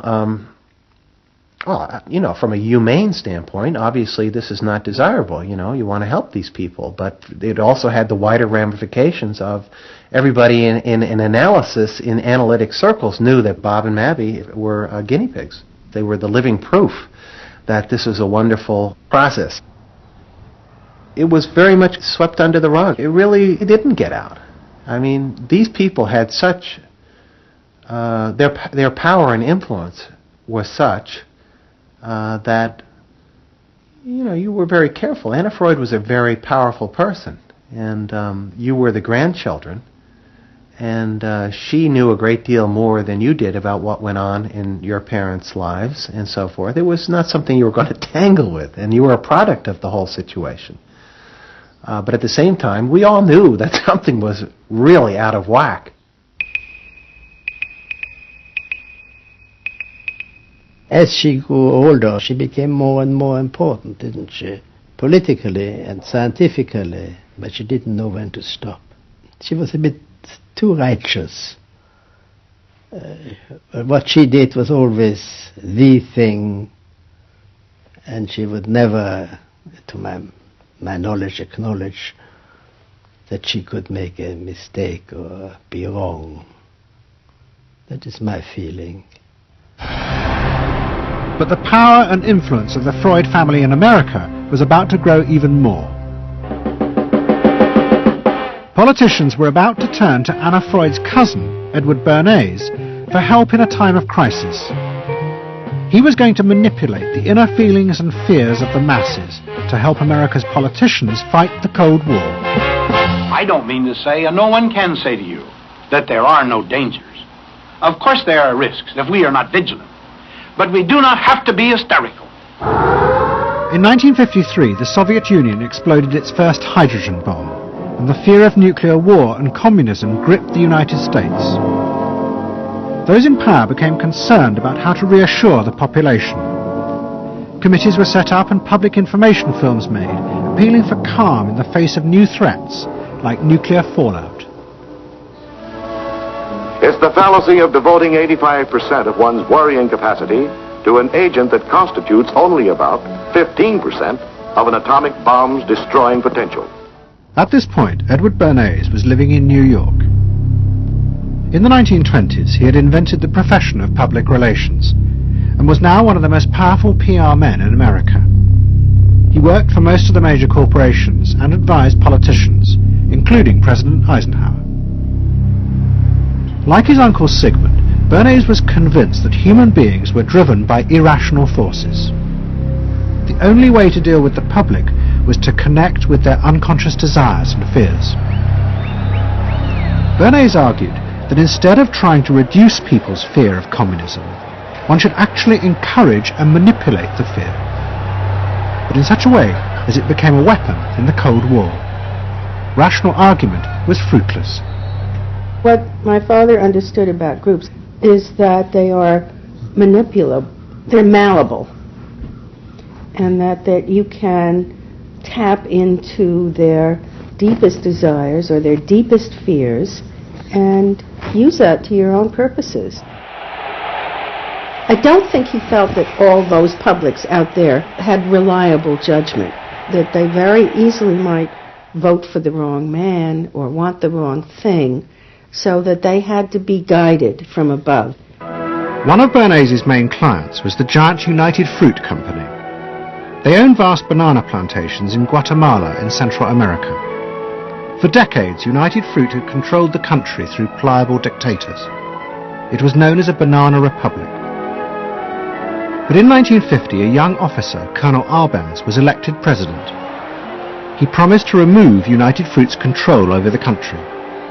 And in 1953, he announced the government would take over much of their land. It was a massively popular move, but a disaster for United Fruit, and they turned to Bernays to help get rid of Arbenz. United Fruit brings in Bernays, and he basically understood that what United Fruit Company had to do was change this from being a popularly elected government that was doing some things that were good for the people there into this being very close to the American shore, a threat to American democracy, that it being at a time in the Cold War when Americans responded to issues of the Red Scare and what communism might do, he was trying to transform this, and brilliantly did transform it into an issue of a communist threat very close to our shores, taking United Fruit again as a commercial client out of the picture and making it look like a question of American democracy, American values being threatened. In reality, Arbenz was a democratic socialist with no links to Moscow. But Bernays set out to turn him into a communist threat to America. He organized a trip to Guatemala for influential American journalists. Few of them knew anything about the country or its politics. Bernays arranged for them to be entertained and to meet selected Guatemalan politicians who told them that Arbenz was a communist controlled by Moscow. During the trip, there was also a violent anti-American demonstration in the capital. Many of those who worked for United Fruit were convinced it had been organized by Bernays himself. He also created a fake independent news agency in America called the Middle American Information Bureau. It bombarded the American media with press releases saying that Moscow was planning to use Guatemala as a beachhead to attack America. All of this had the desired effect. In Guatemala, the Jacob Arbenz regime became increasingly communistic after its inauguration in 1951. Communists in the Congress and high governmental positions controlled major committees, labor and farm groups, and propaganda facilities. They agitated and led in demonstrations against neighboring countries and the United States. What was profoundly new in terms of what Bernays did is he took this menace to our backyard in Guatemala. For the first time, we saw Reds a couple hundred miles from New Orleans who Eddie Bernays had us believing were a true threat to us, that it was going to be a Soviet outpost in our backyard. But what Bernays was doing was not just trying to blacken the Arbenz regime. He was part of a secret plot. President Eisenhower had agreed that America should topple the Arbenz government, but secretly. The CIA were instructed to organize a coup. Working with the United Fruit Company, the CIA trained and armed a rebel army and found a new leader for the country called Colonel Armas. The CIA agent in charge was Howard Hunt, later one of the Watergate burglars. What we wanted to do was have a terror campaign to terrify Arbenz particularly, terrify his troops, much as the German Stuka bombers terrified the population of Holland, Belgium, and Poland at the onset of World War II, and just rendered everybody paralyzed. As planes flown by CIA pilots dropped bombs on Guatemala City, Edward Bernays carried on his propaganda campaign in the American press. He was preparing the American population to see this as the liberation of Guatemala by freedom fighters for democracy. He totally understood that the coup would happen when the public and the press, when conditions in the public and the press allowed for a coup to happen, and he created those conditions. He was totally savvy in terms of just what he was helping create there in terms of this overthrow. But ultimately he was reshaping reality, reshaping public opinion in a way that's undemocratic and manipulative. On June the 27th, 1954, Colonel Arbenz fled the country, and Armas arrived as the new leader. Within months, Vice President Nixon visited Guatemala. In an event staged by United Fruit's PR department, he was shown piles of Marxist literature that had been found, it was said, in the presidential palace. This is the first time in the history of the world that the communist government has been overthrown by the people. And for that we congratulate you and the people of Guatemala for the support they have given. And we are sure that under your leadership, supported by the people whom I have met by the hundreds on my visit to Guatemala, that Guatemala is going to enter a new era in which there will be prosperity for the people together with liberty for the people. Thank you very much for allowing us to see this exhibit of communism in Guatemala. You're welcome. And for dinner, see what Mother has for dessert. Banana gingerbread shortcake. Just another of the many tempting ways in which this nutritious fruit can be prepared. So now that you've seen where bananas come from before they reach your table, our journey to Banana Land is ended. We hope you enjoyed the trip. We know you like bananas. Bernays had manipulated the American people, but he had done so because he, like many others at the time, believed that the interests of business and the interests of America were indivisible, especially when faced with the threat of communism. But Bernays was convinced that to explain this rationally to the American people was impossible, because they were not rational. Instead, one had to touch on their inner fears and manipulate them in the interests of a higher truth. He called it the engineering of consent. He was doing it for the American way of life, and to which he was devoted, sincerely devoted, and yet he felt the people were really pretty stupid. And that's the paradox. If you don't leave it up to the people themselves, but force them to choose what you want them to choose, however subtly, then it's not democracy anymore. It's something else. It's being told what to do. It's that old authoritarian thing. But the idea that it was necessary to manipulate the inner feelings of the American population in the interests of fighting the Cold War now began to take root in Washington. Above all, in the CIA, who were going to take it much further. They were concerned that the Soviets were experimenting with psychological methods to actually alter the memories and feelings of people, the aim being to produce more controllable citizens. It was known as brainwashing.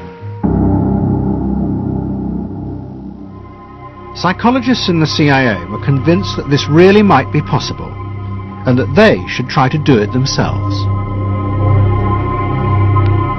The image of the human being that was being built up at that particular time was that there was a great deal of vulnerability in every human being, and that vulnerability could be manipulated to program somebody to be something that I wanted them to be, and they didn't want to be. That you could manipulate people in such a way that they could be automatons, if you will, for whatever your own purposes were. This was the image that people thought was possible. In the late 50s, the CIA poured millions of dollars into the psychology departments of universities across America. They were secretly funding experiments on how to alter and control the inner drives of human beings. The most notorious of these experiments was run by the head of the American Psychiatric Association, Dr. Ewan Cameron. Like many psychiatrists at that time, Cameron was convinced that inside human beings were dangerous forces which threatened society. But he believed that it was possible not just to control these forces, but actually remove them. He thought that psychiatry should not just concentrate on sick people, mentally ill, but should actually go into government, that politicians should listen to psychiatrists. Psychiatrists should be in every parliament and should direct and monitor political activities, because they knew in a rational, scientific way what was good for people. Cameron had set up a clinic in a hospital in Montreal called the Allen Memorial. It is now long since closed down. Cameron took patients who suffered a wide range of mental problems. His theory was that these resulted from forgotten or repressed memories. But he was impatient with the idea of using psychotherapy to uncover them. Instead, he would simply wipe them. Cameron used drugs, including LSD, and the technique of ECT, electroconvulsive therapy. It was conventionally used at that time to relieve depression. But Cameron was going to use it in a new way, to produce new people. He was really using it to try and change the fundamental function of the individual, to alter their past memories, their past ways of behaving. And as I think he said at one point, it is to just sort of erase everything from their past so that you then had a slate in which you could record new ways of behavior. And so he used massive doses of shock, people receiving several shocks a day, and over a course of time, hundreds of ECT treatments, so that they were just reduced to a sort of a very primitive vegetable state. I don't remember what happened to me. I was introduced to Dr. Cameron, and I don't remember Dr. Cameron at all. I don't remember any of that. They shipped me up to what they called the sleep room, and they gave me all of these electroconvulsive shock treatments and megadoses of drugs and LSD and all of that, and I have no memory of any of that. Nothing of that time of the Allen Memorial or any of my life previous to that. All gone. Wiped. And then having depatterned somebody or brought them down to where basically nothing but the essential functions of the body were going on in terms of breathing and things of this nature. Then he would begin to feed material into these individuals, positive material, such that the brain would be programmed in a positive way, so that the individual would be completely altered. Then he put these tapes under our pillows called psychic driving. He would then put back into this empty brain a program of whatever sort he decided upon, and the people like myself would wake up another person, I guess. In fact, Cameron's experiments were a complete disaster. All he managed to produce were dozens of individuals with memory loss, and the ability to repeat the phrase, "I am at ease with myself." And it was not an isolated case. Almost all the experiments the CIA funded were equally unsuccessful. Despite their ambitions, American psychologists were beginning to find out how difficult it was to understand and control the inner workings of the human mind. we had been really chasing a phantom, if you will, an illusion. That the human mind was more capable of manipulation from the outside by outside factors than it is. We found out that the human being is an extremely complex thing. There were no simple solutions. But you've just got to bear in mind that these were very strange times. The psychoanalysts had come to power in America because of their theory that they knew how to control the dangerous forces inside human beings.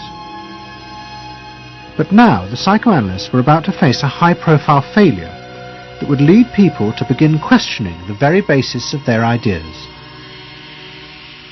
It began in Hollywood. The film industry had become fascinated by psychoanalysis, and Anna Freud was a powerful influence on dozens of analysts in Los Angeles. They treated film stars, directors, and studio bosses. Anna Freud's closest friend was the most sought after of all, Ralph Greenson. And in 1960, the most famous star in the world turned to Greenson for help. Marilyn Monroe was suffering from despair and had become addicted to alcohol and drugs. Well, when I walked in to dinner, here was Marilyn Monroe. And I'd made a picture with her called All About Eve. This is dinner at Ralph Greenson's. Yes. And the only thing was that Ralph was trying to show her, Romy, I never called him Ralph in my life. Romy was trying to show her that the way a family life ought really to be. So we were walking the dog after us. I said, "What the hell are you doing here?" I said, "You never asked me to dinner." And he said, "You weren't that sick." And I said, "Oh, no." He said, "The point is just this child has no frame of reference. In other words, she doesn't know what the goal is." What Greenson did was follow Anna Freud's theory. If Marilyn Monroe could be taught to conform to what society considered a normal pattern of life, that would help her ego control her inner destructive urges. But Greenson pushed it to an extreme. He persuaded Monroe to move into a house nearby that was decorated like his own. He then took her into his own family life, and he, his wife, and his daughter played at being Monroe's own family. Greenson himself would become the model of conformity. And so this someone whom she regarded as important and whom she idealized, if he turned out to be a very gratifying father figure, her ego would benefit from that. That was the theory. His wife and children, everyone was involved, yeah. They were strengthening the person.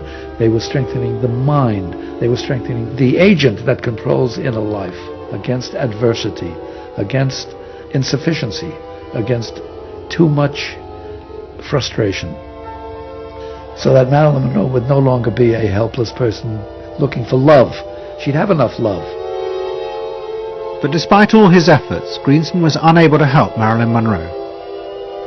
On August 5th, 1962, she committed suicide in her house. The suicide shocked many in the analytic community, including Anna Freud. And high-profile figures in American life, who had previously been enthusiasts for psychoanalysis, now began to question why psychoanalysis had become so powerful in America. Was it really because it benefited individuals? Or had it in fact become a form of constraint in the interests of social order? The critics included Monroe's ex-husband, Arthur Miller. My argument with so much psychoanalysis is the preconception that suffering is a mistake, or a sign of weakness, or a sign even of illness, when in fact, possibly the greatest truths we know have come out of people's suffering. That the problem is not to undo suffering or to wipe it off the face of the earth, but to make it inform our lives, instead of trying to cure ourselves of it constantly and avoid it, and avoid anything but that lobotomized sense of what they call happiness. There's too much of an attempt, it seems to me, to think in terms of controlling man rather than freeing him, of defining him rather than letting him go. Mm-hmm. And it's part of the whole ideology of this age, which is power mad. Hey, have you heard about the crazy new way to send a message today? It's flashed on a screen too quick to see, but still you get it subliminally. At the same time, an onslaught was launched on the way psychoanalysis was being used by business to control people. The first blow came with a bestseller, The Hidden Persuaders, written by Vance Packard. It accused psychoanalysts of reducing the American people to emotional puppets, whose only function was to keep the mass production lines running. They did this by manipulating people's unconscious desires to create longings for ever new brands and models. They had turned the population into unwitting participants in the system of planned obsolescence. The second blow came from an influential philosopher and social critic, Herbert Marcuse. He had been trained in psychoanalysis. This is a childish application of psychoanalysis, which does not take at all into consideration the very real political systematic waste of resources, of technology and of the productive process. For example, planned obsolescence. For example, the production of innumerable brands and gadgets who are, in the last analysis, all the same. The production of innumerable different marks of automobiles. And this prosperity at the same time, consciously or unconsciously, leads to a kind of schizophrenic existence. I believe that in this society an incredible quantum of aggressiveness and destructiveness is accumulated precisely because of the empty prosperity, which then simply erupts.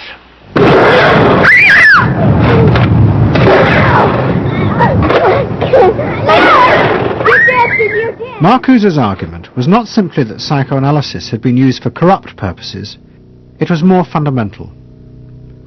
Marcuse said that the very idea that you needed to control people was wrong. Human beings did have inner emotional drives, but they were not inherently violent or evil.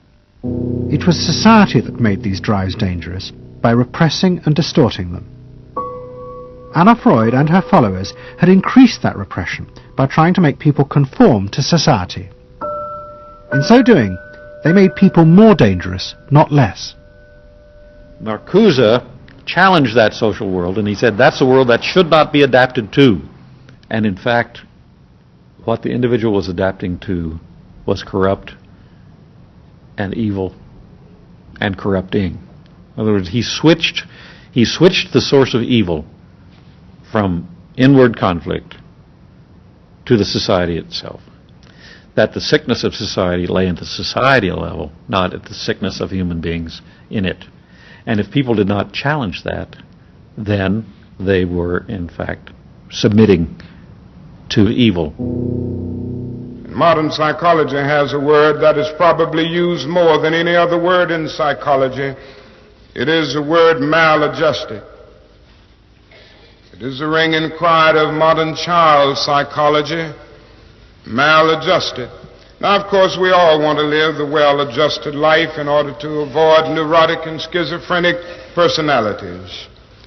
But as I move toward my conclusion, I would like to say to you today, in a very honest manner, that there are some things in our society and some things in our world for which I'm proud to be maladjusted. And I call upon all men of goodwill to be maladjusted to these things until the good society is realized. I must honestly say to you that I never intend to adjust myself through racial segregation and discrimination. I never intend to adjust myself to religious bigotry. I never intend to adjust myself to economic conditions that will take necessities from the many to give luxuries to the few and leave millions of God's children smothering in an airtight cage of poverty in the midst of an affluent society. The political influence of the Freudian psychoanalysts was over. Instead, they were now accused of having helped to create a repressive form of social control. Anna Freud and Dorothy Burlingham lived on in Sigmund Freud's old house in London. In 1970, Dorothy's son Bob died of alcoholism, and in 1973, his sister Mabby returned for yet more analysis with Anna Freud. She went back for more analysis. She was living at 20 Maresfield Gardens in the Freud house, as I guess she did when she wasn't with her husband, and she committed suicide. She took an overdose of sleeping pills. In Freud's own house? In Freud's own house, right.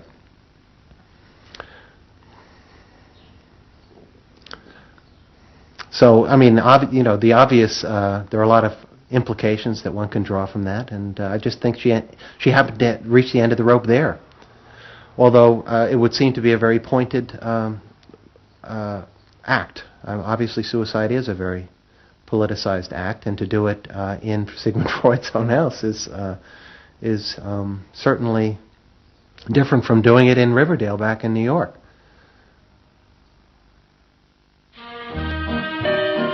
Next week's episode will tell the story of the rise to power of the enemies of the Freud family. They believed that the way to build a better society was to let the self free. But what they didn't realize was that this idea of liberation would provide business and politics with yet another way to control the self, by feeding its infinite desires. To be lonesome. You know not what it means to be blue. Someday you'll realize and pay for all those lies, then you'll know what it means to be blue.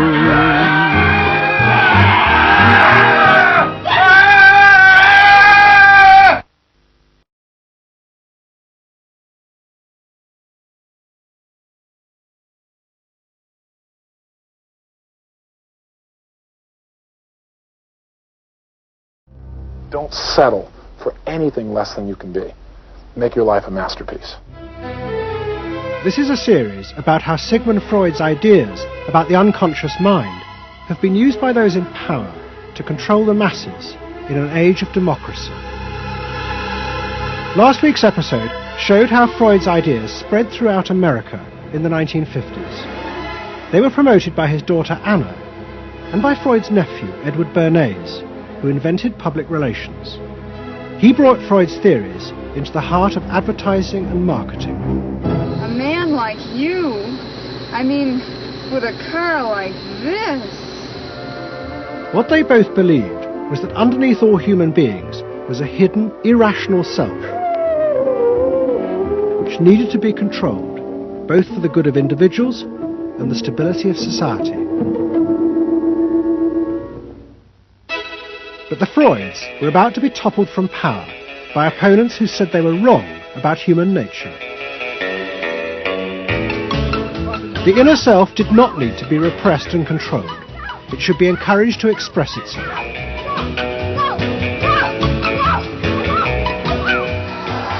Out of this would come a new type of strong human being and a better society. But what in fact emerged from this revolution was the very opposite. An isolated, vulnerable, and above all greedy self, far more open to manipulation by both business and politics than anything that had gone before.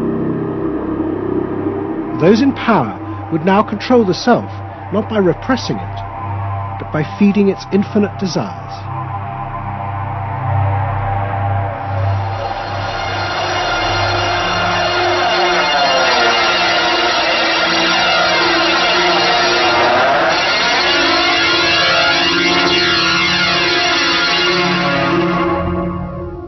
What goes on here is the liberation of feeling.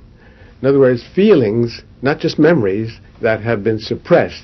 For example, screaming, crying, anger. You get a person who's really angry, and they're going to let it out. No!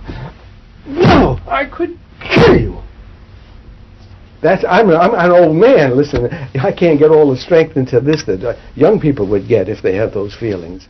That wasn't bad. In the 1950s, a small group of renegade psychoanalysts began a new form of therapy. They worked in small rooms in New York City and encouraged their patients to express their feelings openly. I want help. I do. I want help. It was a direct attack on the ideas of the Freudian psychoanalysts, who had become rich and powerful, teaching Americans how to control their feelings. In Freud's work, you see, they were afraid of the feelings. They believed that what they wanted was contained people, very proper, doing the right thing and living a proper life. That's what they wanted. But not an intense emotional life. Freud wasn't emotional himself. I mean, he's an intellect, Freud. I was an intellect too, I know, but I'm also more than that now. The leader of this group was a man hated by Freud and his family. He was called Wilhelm Reich. Reich lived an isolated life in a house he had built for himself in remote mountains near the Canadian border. Reich originally had been a devoted disciple of Freud's in Vienna in the 1920s. But he had challenged Freud over the fundamental basis of psychoanalysis. Freud argued that at heart, human beings were still driven by primitive animal instincts. The job of society was to repress and control these dangerous forces. Reich believed the complete opposite. The unconscious forces inside the human mind, he said, were good. It was their repression by society that distorted them. That was what made people dangerous. Reich and Freud had two fundamentally differing views about what was essential human nature. At its core, Freud saw an uncontrolled, violent, warlike, raging inferno of emotions. Reich said these things are not the way human beings are originally destined to be. They're the result of not permitting the original impulse to express itself. The underlying natural impulse, Reich argued, was the libido, sexual energy. If this were released, then human beings would flourish. But this idea brought him into direct conflict not only with Sigmund Freud, but Freud's daughter Anna, who believed that the sexual forces in humans were dangerous if not controlled. My father thought that you should liberate the libido and have freedom. And he developed a theory rather early that neuroses were due to lack of good orgasm, or any orgasm. And that was, Anna Freud, you know, was a virgin. I mean, this is very important because she never had a sexual relation with a man. And here was this man preaching that the way to health was through orgasm. And here was this woman who had been analyzed by her father because she was masturbating. So here's this woman who's opposed to sexuality, really, and here's this man who's preaching sexual freedom. I mean, there was bound to be a clash, wasn't there? The conflict came to a head at a conference in 1934 in Switzerland. Anna Freud, who had by now become the acknowledged leader of the psychoanalytic movement, forced Wilhelm Reich out. She destroyed his career. She got rid of him, very definitely. And I guess part of what I'm doing is getting rid of her. Explain. Well, I think that Anna Freud shouldn't get away with what she did, that it should be known. Maneuvering to get him kicked out of the International Psychoanalytic Association. So you're taking revenge? You might say so, right? Or wronging a right. No, righting a wrong. You better cut that one out. Isn't that called a Freudian slip? Yes, it is. Reich fled to the United States and built his home and a laboratory. His ideas became grandiose to the point of madness. He was convinced that he had discovered the source of libidinal energy. He called it orgone energy, and Reich built a giant gun, which he said could captured this energy from the atmosphere and concentrated onto clouds to produce rain. He also said that the gun could be used to destroy UFOs, which threatened the future of the world. In 1956, Reich was arrested by the federal authorities for selling a device that he said used orgone energy to cure cancer. Reich was treated as a madman. He was imprisoned and all his books and papers burnt on the order of the court. A year later, Reich died in prison. To the Freudians, it seemed as if their main threat had been removed forever. But they were wrong. What the Freudians didn't realize was that their influence in American society was also about to be challenged, and in a way that would lead not only to their decline, but to the dramatic resurgence of Reich's ideas in America and throughout the capitalist world.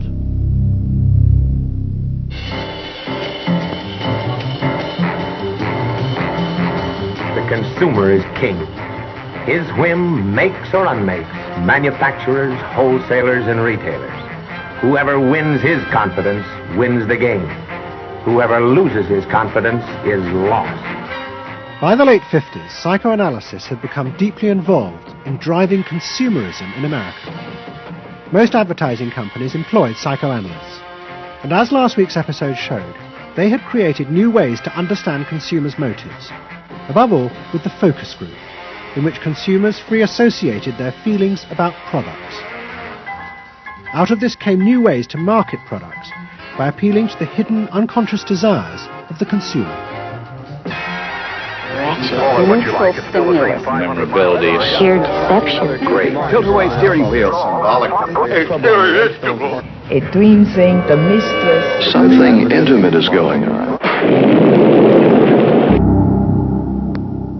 But in the early 60s, a new generation emerged who attacked this. They accused American business of using psychological techniques to manipulate people's feelings and turn them into ideal consumers. Advertising was manipulation. It was a way to get you to do something that didn't come out of you. It came out of somebody else. Somebody else said, this year you should be wearing powder pink shirts with matching powder pink buck shoes. And I said, why? That's not who I am. That's who somebody else is. They wanted you to be somebody who would buy their stuff. This whole feeling of being somebody else's tool. I don't want to be that. I don't want to be somebody else's man. I want to be me.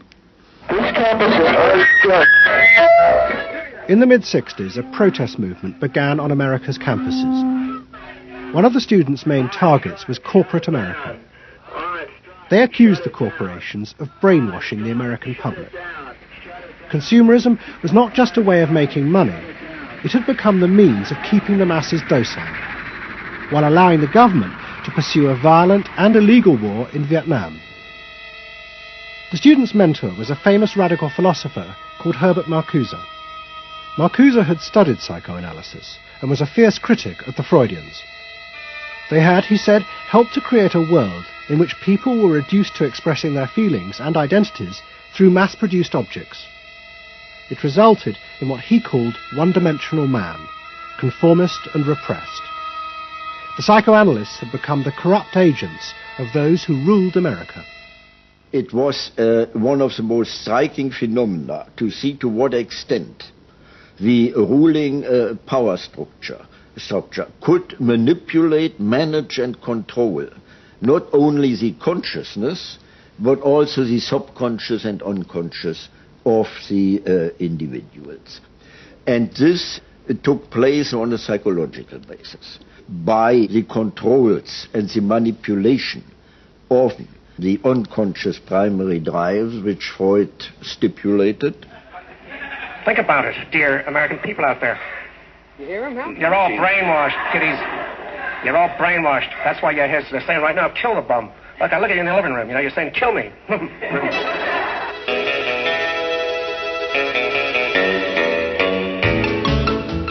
Following the logic of Marcuse's argument, the new student left set out to attack this system of social control. It was summed up in the slogan, "There is a policeman inside all our heads. He must be destroyed." And that policeman was going to be destroyed by overthrowing the state and the corporations that had put him there. One group, the Weathermen, began a series of bomb attacks on companies that they said both controlled people's minds through consumer products and made the weapons being used in Vietnam. There's no way to be committed to nonviolence in the middle of the most violent society that history's ever created. I'm not committed to nonviolence in any way. We want to live a life that isn't based on materialistic values, and yet the whole system of government and the economy of America is based on profit, on personal greed and selfishness. So that in order to be human, in order to love each other and be equal with each other and not place each other in roles, we have to destroy the kind of government that keeps us from asserting our positive values of life. But the American state fought back violently. At the Democratic Convention in Chicago in 1968, the police and the National Guard were unleashed to attack thousands of demonstrators. It was the start of a phase of ruthless repression of the New Left in America. It culminated in the killing of 4 students at Kent State University 18 months later. In the face of this, the left began to fall apart. We had met the force of the state. It was much bigger and stronger and more powerful than we realized. And at that point, what seemed to happen was that there was a change in tactics. Confronted by this violent repression, many in the New Left began to turn to a new idea. If it was impossible to get the policeman out of one's head by overthrowing the state, instead one should find a way of getting inside one's own mind and removing the controls implanted there by the state and the corporations. Out of this would come a new self, and thus a new society.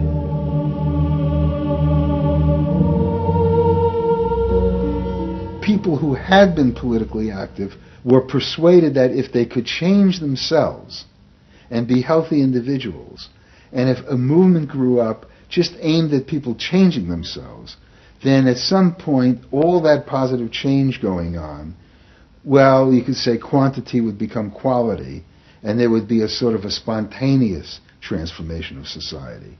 But political activism was not required.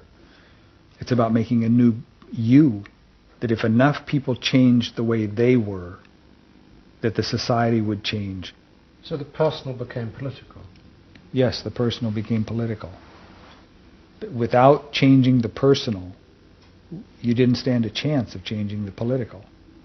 Coming up against the state power of the United States was not an option. I mean, they outgunned us. And to produce the new self, they turned to the ideas and techniques of Wilhelm Reich. Since his death, a small group of psychotherapists have been developing techniques based on Reich's ideas. Their aim was to invent ways that would allow individuals to free themselves from the controls implanted in their minds by society. Their center was a tiny old motel on the remote coast of California. It was called the Esalen Institute. The dominant figure at Esalen was a psychoanalyst called Fritz Perls. Perls had been trained by Reich and had developed a form of group encounter in which he pushed individuals to publicly express the feelings inside them that society had said were dangerous and should be repressed. It's a basic fear of that thing inside me, like a little demon in there. It doesn't come out very often. It's really hard to get it out. Now put the thing inside you on that chair, talk to it. Perls used to call this getting on the hot seat in front of a group. If this were the hot seat and you were Perls, and you would guide me into this process of self-enactment, self-revelation, of staying present to all the parts of yourself and noticing it, and then taking ownership of this. As the demon? Yeah. Yes, I can come out. I can come right out of him, and I can push him aside. And you Say you. I can push you aside. Yeah. Be the demon with each one of us. I can make you all cry. I can make you all feel terrible. Maybe even forever. I can make this mouth here, do things and say things. I can almost destroy anyone, each one of you, if I get out. There isn't one of you that I would spare. Not even you. Yeah. How do you feel now? I feel better. I feel very honest. Yeah. And you notice the increase of power. In other words, taking ownership of who you are and how you act and how you feel. Your whole being in the world. In other words, giving you autonomy, owning your freedom. I'm frightening. When I have my power, I'm frightening. See, I frighten you with my power. I frighten you with my power. Now, where do you feel your power? In your hands? In your muscles? Where else? Wake up! I want to do for me. God damn you. Okay. Stop it. You. It was not phony movement. That's what I wanted to do, and I did it. What Pearls and others working at Esalen believed was that they were creating ways that allowed individuals to express their true inner selves. I want them to applaud for me. Out of this, they believed, would come new autonomous beings free of social conditioning. To the left, defeated in the wake of Chicago, it was an enormously attractive idea. These techniques could be used to unleash a new, powerful self, strong enough to overthrow the old order.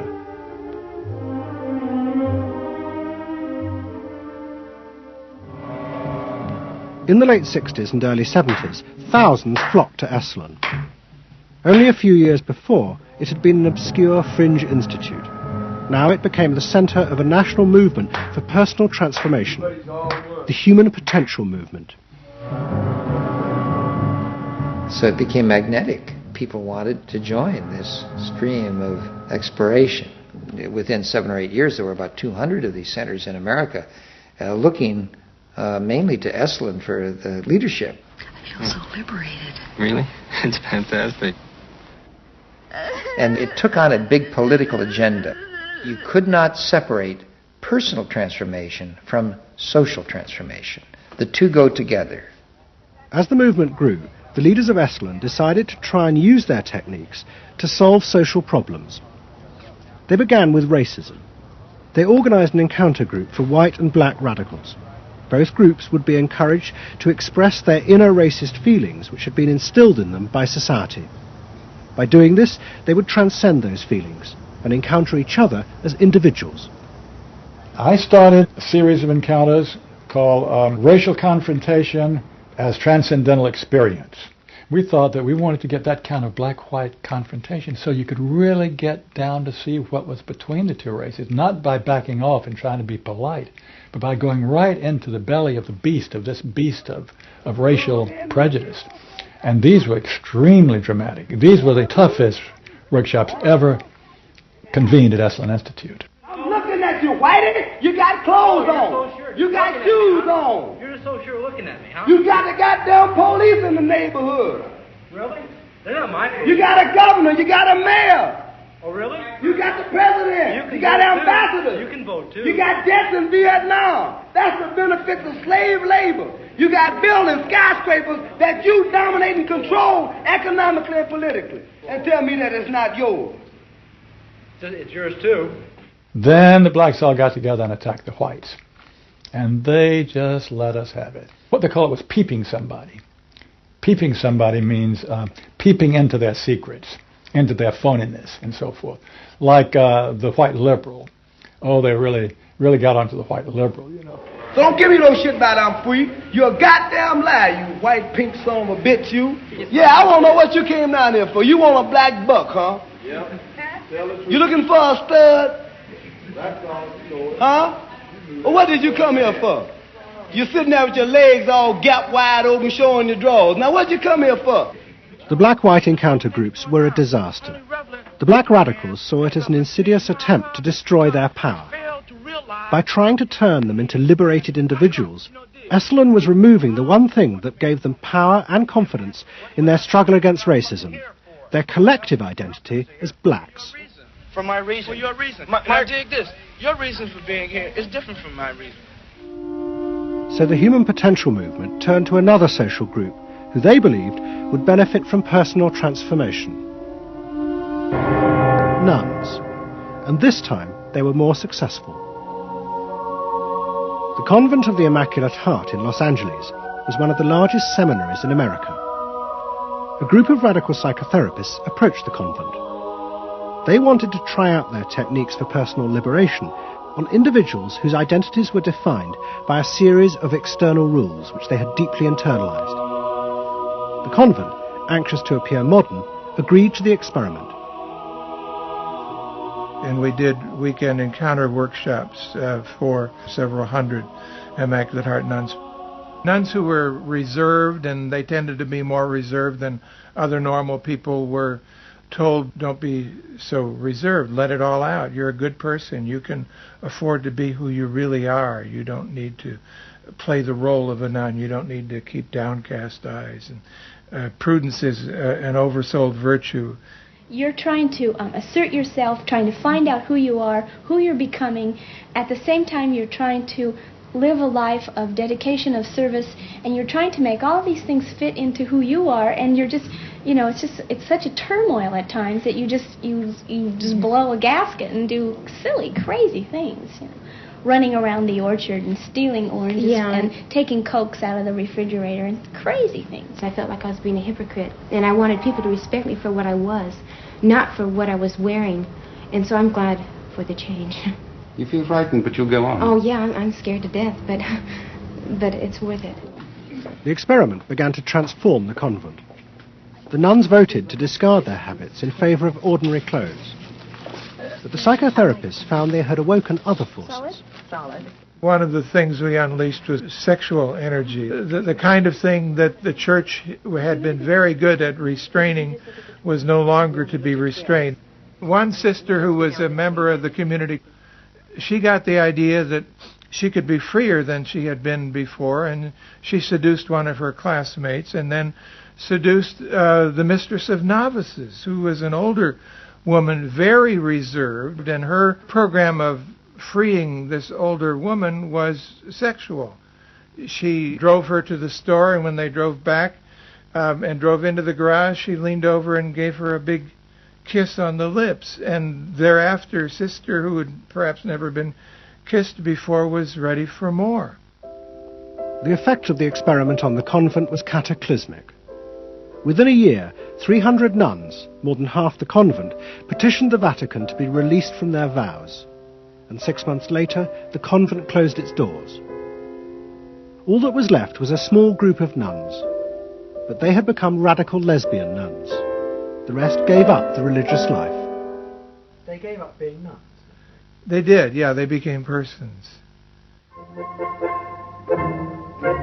By the late 60s, the idea of self-exploration was spreading rapidly in America. Encounter groups became the center of what was seen as a radical alternative culture based on the development of the self, free of a corrupt capitalist culture. We just want the freedom to be ourselves, and that's for love, for experience, positive way of life.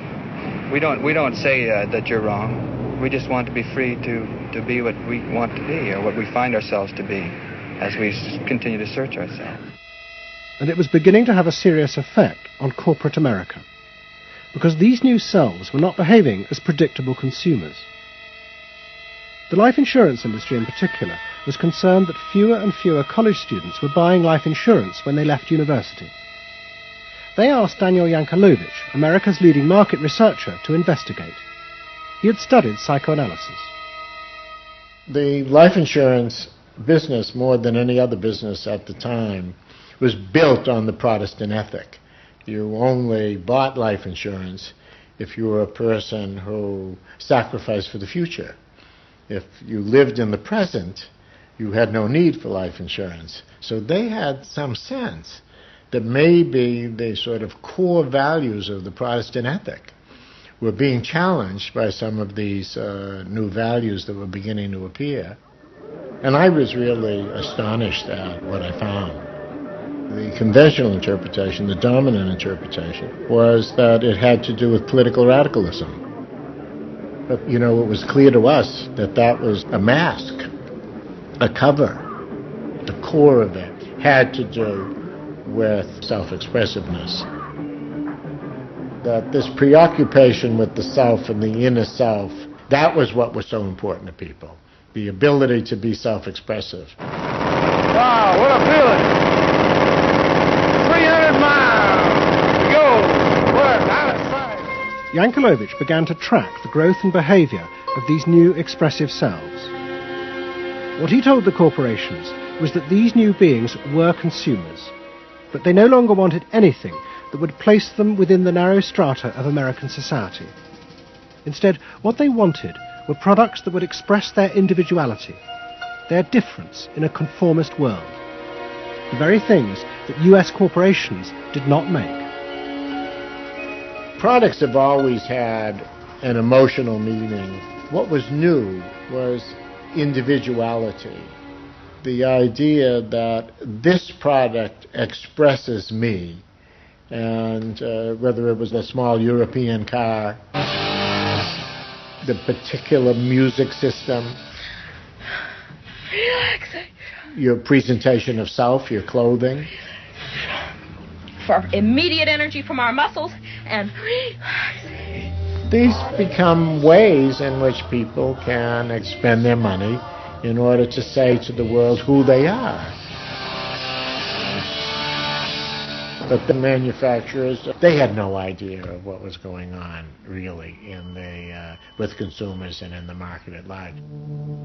Major advertising companies set up what they called operating groups to try and work out how to appeal to these new individuals. The head of one agency sent a memo to all staff. We must conform, he told them, to the new nonconformists.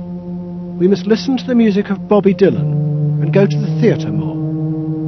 But the problem was, few of the self-expressive individuals would take part in focus groups. The advertisers were left to their own devices. There's a new cereal that tastes so right. Makes you dance, it's a way out of sight.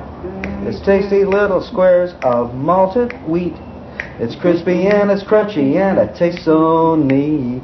Faster though. That's what I'm saying. Use a folk rock with more rock than folk. And there was an even more serious problem. To make products for people who wanted to express themselves would mean creating variety. But the systems of mass production that had been developed in America were only profitable if they made large numbers of the same objects. This had fitted perfectly with the limited range of desires of a conformist society. The expressive self threatened this whole system of manufacture. And the threat was about to grow rapidly. Go! Because an entrepreneur had invented a way of mass-producing this new independent self.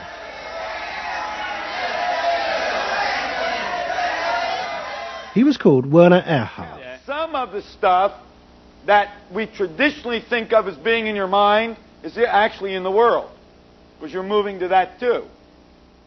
Erhard had invented a system called EST, Erhard Seminar Training. Hundreds of people came for weekend sessions to be taught how to be themselves. And EST was soon copied by other groups, like Exegesis in Britain. Many of Erhard's techniques came from the human potential movement, but he criticised the movement for not having gone far enough. Their idea that there was a central core inside all human beings was, he said, just another limitation on human freedom. In reality, there was no fixed self, which meant that you could be anything that you wanted to be. The thesis of the human potential movement was that there was something really good down in there. And if you took these layers off, what you were going to wind up with was a kernel, a something that was innately self-expressive, that was the true self, that was going to be a wonderful thing. In actuality, you found people who'd gone to the last layer and took off the last layer and found that what was left was nothing. All right, push! Move! Do it! The S sessions were intense and often brutal. The participants signed contracts agreeing not to leave and to allow the trainers to do anything they thought necessary to break down their socially constructed identities. You're going to get sandwiched in there. Push! Go for a win! If I push harder than you do, I'm going to squash you. So you better push fast. Now, hard, do it! That's it, do it, yeah! Push, good, good, good! Again! Yes! The real point to the S training was to go down through layer after layer after layer after layer until you got to the last layer and peeled it off, where the recognition was that it's really all meaningless and empty.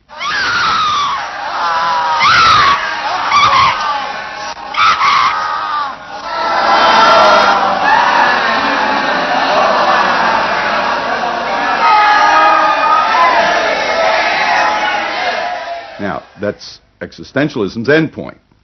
S went a step further in that people began to recognize that it was not only meaningless and empty, but it was empty and meaningless that it was empty and meaningless. And in that, there's an enormous freedom. All the constrictions, all of the rules you've placed on yourself are gone. And what you're left with is nothing. And nothing is an extraordinarily powerful place to stand, because it is only from nothing that you can create. And from this nothing, people were able to invent a life, and allowing them to create themselves. Invent themselves. You can be what you want to be. I want you to start to make that sound, and on that sound, create in people the world the way you want to create it. What Earhart did was to say that only the individual matters, that there is no societal concern, that you living a fulfilled life is all you need be concerned about. Est people came out of those trainings feeling that it wasn't selfish to think about yourself, it was your highest duty. So kiss me and smile for me, tell me that you'll wait for me, hold me like you never let me go. The training is 2 weekends, and it was quite an incredible experience in my life. I'll forever be grateful for the experience. I got a great deal out of it. We really want to know who we are. There are things going on. We learn more and more about ourselves all the time, and to really find out what it is that makes us tick and how we are discovering ourselves. Est became hugely successful. Singers, film stars, and hundreds of thousands of ordinary Americans underwent the training in the 1970s. But in the process, the political idea that had begun the movement for personal transformation began to disappear. The original vision had been that through discovering and expressing the self, a new culture would be born, one that would challenge the power of the state. We will not let them separate our culture from our politics. We are a people. We are all together. But what was now emerging was the idea that people could be happy simply within themselves, and that changing society was irrelevant. One of the proponents of this was Jerry Rubin. In 1968, Rubin, as leader of the Yippies, had led the march on Chicago, but now he had undergone S training. I was willing to die, and I had a martyr complex in a sense. I think we all did. And I've given up that ideal of sacrifice. And I'm not as I'm not as overwhelmingly moved by injustice as I was. And now we reincarnated ourselves from within. Basically, the politics were lost and totally replaced by this lifestyle, and then the desire to become deeper and deeper into the self. By now, a grandiose sense of the self. And my a good friend and one of the original Yippie founders, Jerry Rubin, definitely moved in that direction. And I think he was beginning to buy into the notion that he could be happy and fully self-developed on his own. Socialism in one person. Yes. Was he alone in that trajectory? Although that, of course, is capitalism. That's the whole joke. I think it's funny. I think it's funny because people spend so much of their life being bedeviled by their past and being locked into their past and being limited by their past. And there's an enormous freedom from that. Letting people create themselves. Est was only the most vivid and intense expression of an idea that was spreading rapidly through all strata of American society. Books and television programs promoted the idea that one's first duty was to be oneself. And those monitoring this shift were astonished at the speed with which the idea was spreading. In 1970, it was a small percentage of the total population, maybe 3 to 5%. By 1980, it had spread to the vast majority of the public, up to 80%. You asked the question, how do you get self-actualized? You take this day and you say, when I shave every morning, I look in that mirror, I say to myself, I really say this, I say, nobody is going to ruin this day for you, Wayne Dyer, nobody. That this preoccupation with the self and the inner self traveled and spread throughout the society in the 1970s.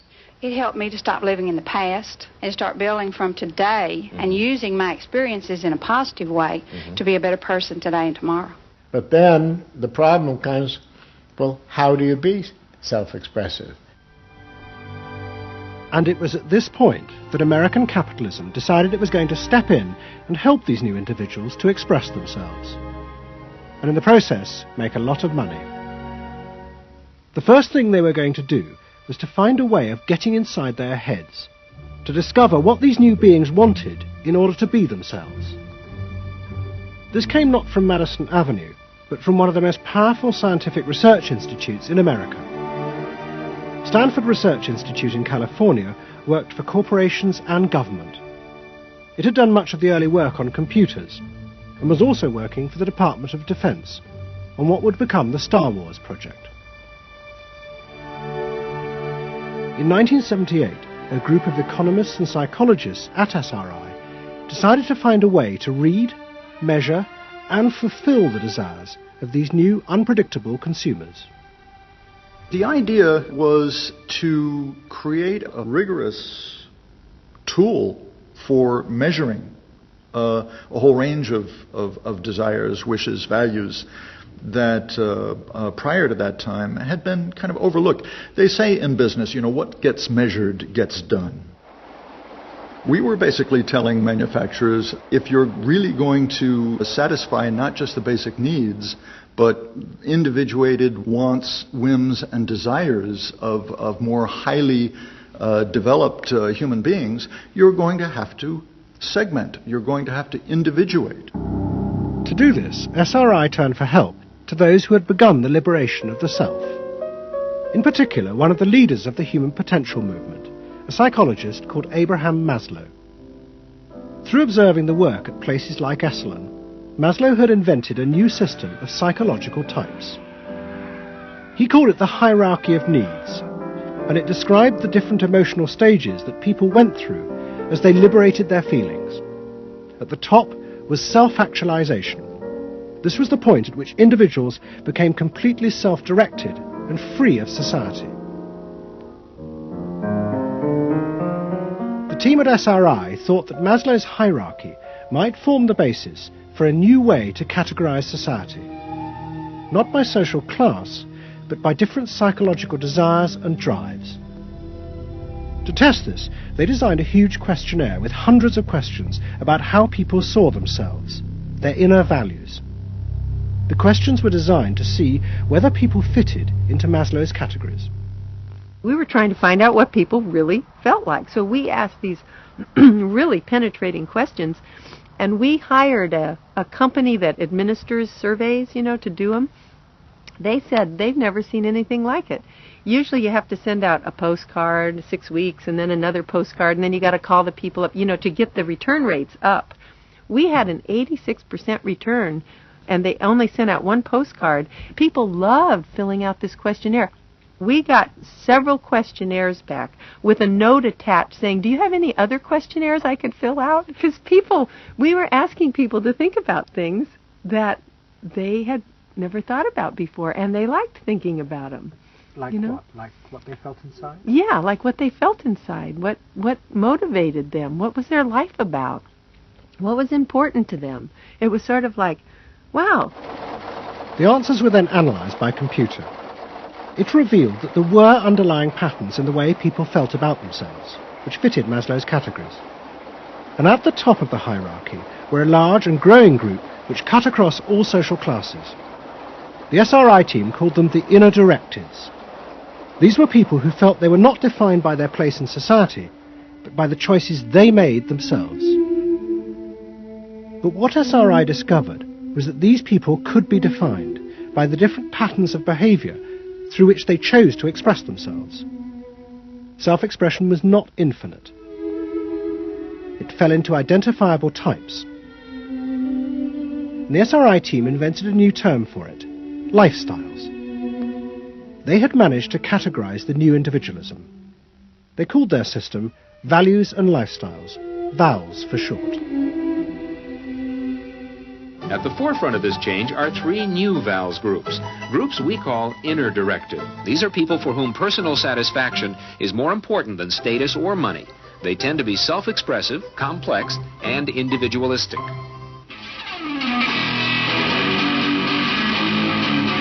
Rob is an I am me. I am me's are searching for new values, breaking away from traditions and inventing their own standards. Rob even invented his own name, Rob Noxious. Jody is an experiential. This is a group seeking inner growth through direct experience. Experientials aren't in one place much. This is the try-anything-once crowd, and all that activity takes goods and services. Their hobbies are hands-on, and their possessions are simple, but not always simply priced. I'm a bookseller. I sell books. I'm a businessman. That doesn't necessarily mean that I believe in capitalism. It just happens to be what I'm doing now. SRI created a simplified questionnaire with just 30 key questions. Anyone who answered them could be immediately fitted into a dozen or so of these new groups. It allowed businesses to identify which groups were buying their products, and from that, how the goods could be marketed, so they became powerful emblems of those groups' inner values and lifestyles. It was the beginning of lifestyle marketing. So it allowed people not just to look at people as demographics, group of age and income and whatever, but to really understand the underlying motivations. I mean, most of marketing was looking at people's actions and trying to figure out what to do. But what we were doing is we were trying to look more into people's underlying values so that we could predict what is their lifestyle, what kind of house do they live in, what kind of car do they drive. So the corporations were then able to sell things to them by understanding them, by having labels, by knowing what these people look like, where they live, what their lifestyles are. If a new product expressed a particular group's values, it would be bought by them. This is what made the values and lifestyle system so powerful: its ability to predict what new products self-actualizers would choose. And this power was about to be demonstrated dramatically. VALS would show it could predict not just the products they would buy, but the politicians they were going to choose to elect. Ladies and gentlemen, the next President of the United States of America, Ronald Reagan! In 1980, Ronald Reagan ran for president. He and his advisors were convinced they could win on a program of a new individualism. It would be an attack on 50 years of government interference in people's lives. I wrote a speech about let the people make the basic decisions, get judges out of the way, get bureaucrats out of the way, get centralized government out of the way. I gave Reagan a choice of several titles for the speech, and the one he picked was let the people rule. Let the people regain rule, regain control over their own destiny away from a remote elite in Washington. I would like to think that the kind of leadership that I would exercise in Washington is not the kind of leadership that I would pretend that I can solve all the problems I've been discussing here, but that together you and I can. I would like to take the lead in taking government off the backs of the American people and turning you loose to do what I know you can do. It was radical. Moderate Republicans thought it was suicide. Jimmy Carter called it ridiculous. The press was extremely negative. But the odd thing is that it polled very well in New Hampshire, which was the first primary state, the state that we had to win. What was odd was that there seemed to be a strange mosaic of support for Reagan's policies. The traditional pollsters could see no coherent pattern across class, age or gender. But those who had designed the values and lifestyle system believed that they knew why. They were testing their system in both America and Britain. And they were convinced that both Reagan's and Mrs. Thatcher's message about individual freedom would appeal to the group at the top of their hierarchy, the inner directeds, because it fitted with the way they saw themselves. They were really concerned about being individuals, being individualistic. And so in the early stages, when we were looking at the messages that both Thatcher and then Reagan were putting across, we said, they are using words that will really appeal to a lot of the younger people, and particularly to the people who are moving towards self-actualization. We call them the inner-directed people. A lot of our colleagues said, that's absolutely ridiculous, because inner-directeds are very socially aware, very socially concerned. They'll never vote Conservative, or they'll never vote for the Republicans. But we said, if Thatcher and Reagan continue to appeal to them in this way, they really will. And I vision leadership in taking government off your backs and turning you loose to do what you can do so well. Thank you very much. The idea that the new self-actualizing individuals would choose a politician from the right, not the left, seemed extraordinary. But to test their prediction, the Values and Lifestyles team did a survey of voting intentions, and they correlated it with their new psychological categories.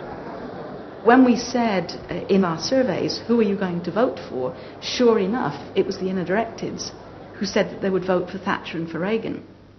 And they made the difference in those elections because of their voting for Thatcher and Reagan. And it really surprised our colleagues, even within my own organisation. It really showed the power of this approach, because it's very difficult to identify inner-directeds on the street. These people who voted for Thatcher and Reagan, these inner-directeds, came from any walk of life. It's really hardly correlated with social class at all. I mean, if you just go along and look at age, sex, social class, you would never pick them up. But if you really go along with a questionnaire that gets at their values, then you can identify them very easily. And that was new? And that was completely new, yeah. At the beginning of 1981, Ronald Reagan was inaugurated as president. But he took charge of a country that was facing economic disaster. The terrible inflation of the 1970s had destroyed much of America's traditional heavy industries, and millions were unemployed.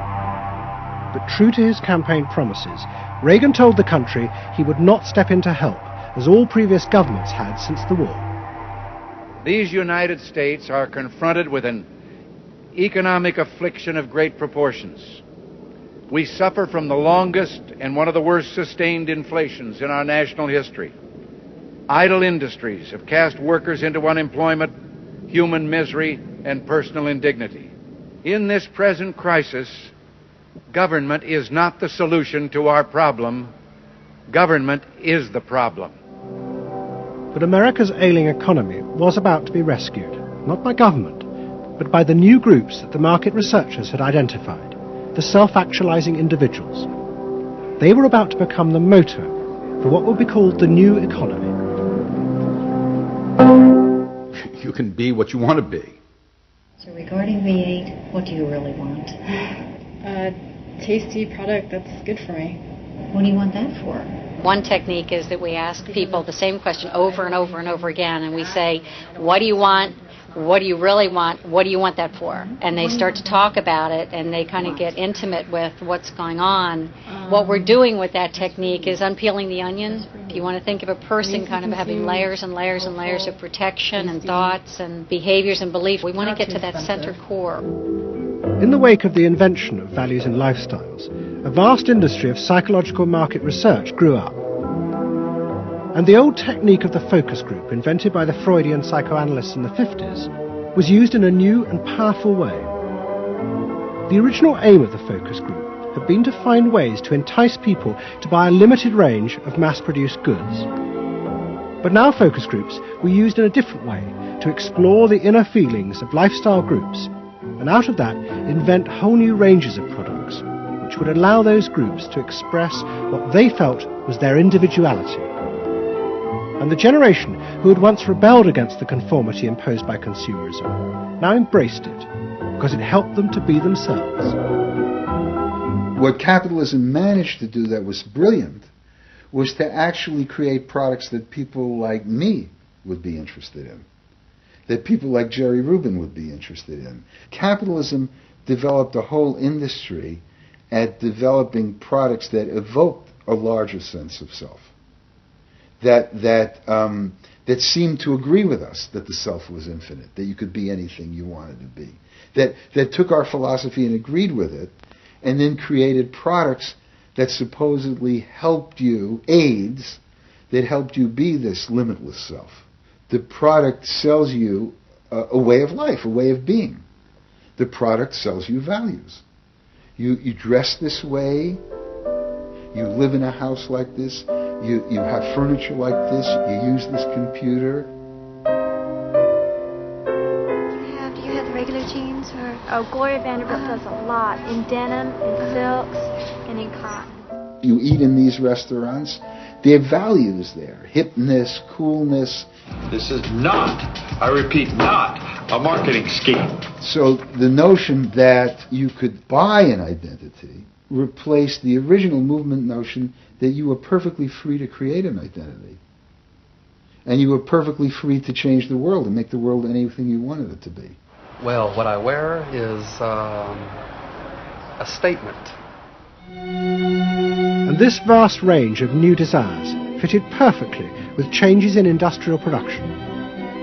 Computers now allowed manufacturers to economically produce short runs of consumer goods. The old restrictions of mass production disappeared, as did the worry that had bedeviled corporate America ever since mass production had been invented, that they would produce too many goods. With the new self, consumer desire seemed to have no limit. In the United States, the concern of companies was always that supply would outstrip demand, that we were producing too much, and that there was not a market for it.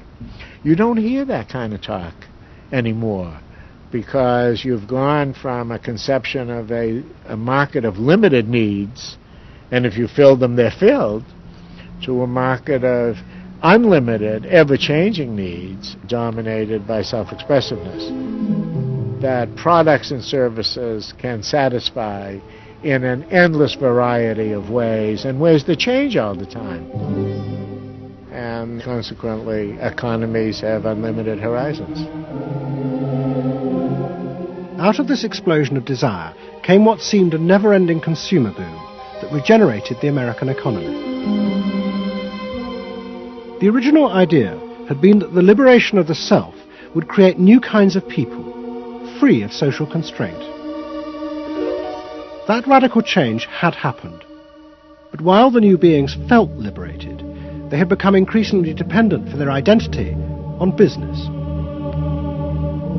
The corporations had realized that it was in their interest to encourage people to feel that they were unique individuals and then offer them ways to express that individuality. A world in which people felt they were rebelling against conformity was not a threat to business, but its greatest opportunity.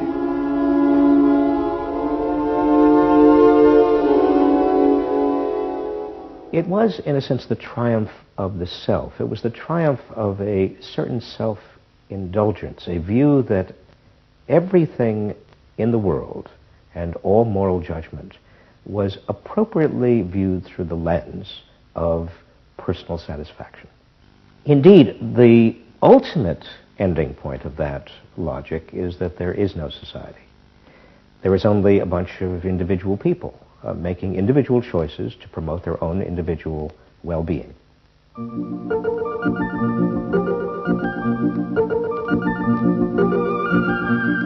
Next week's episode tells the story of how politicians on the left, in both Britain and America, turned to the techniques developed by business in order to regain power. But what they didn't realize is that what had worked for business would undermine the very basis of their political beliefs. They would find themselves trapped by the greedy desires of the new self.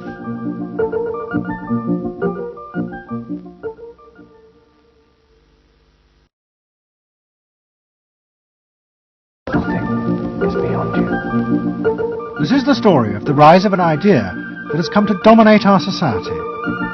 It is the belief that the satisfaction of individual feelings and desires is our highest priority. Today we're going to tell you how to get whatever you want. I wanted to live a different life that wasn't available to me in the image I was born. I'm here, look at me, notice me. Previous episodes have shown how this rise of the self was fostered and promoted by business. They had used the ideas of Sigmund Freud to develop techniques to read the inner desires of individuals and then fulfill them with products. This final episode is about how that idea took over politics. It tells the story of how politicians on the left, in both America and Britain, turned to these techniques to regain power. They believed that they were creating a new and better form of democracy, one that truly responded to the inner feelings of individuals. But what the politicians didn't realize was that the aim of those who had originally created these techniques had not been to liberate the people, but to develop a new way of controlling them in an age of mass democracy.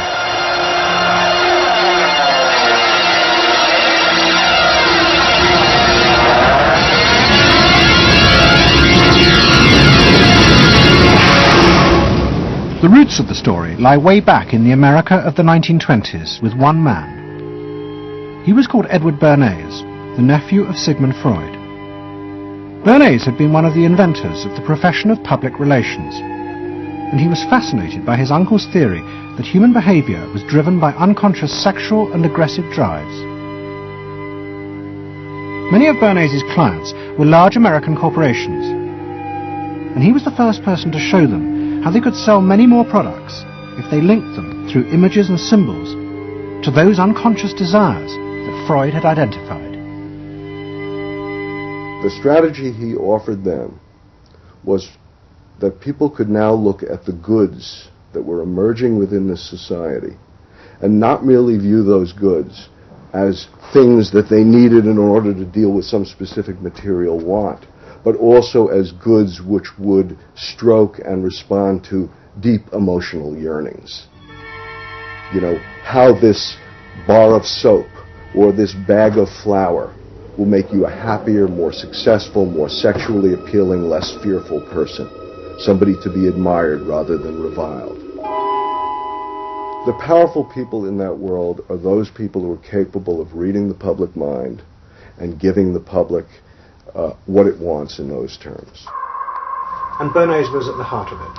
Bernays was the guy who was the foremost articulator of the theories which were driving this new system. By the 1980s, Bernays' ideas had come of age.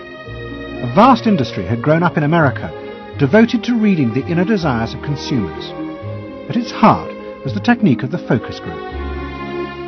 Previous episodes have shown how the focus group was invented by psychoanalysts employed by US corporations.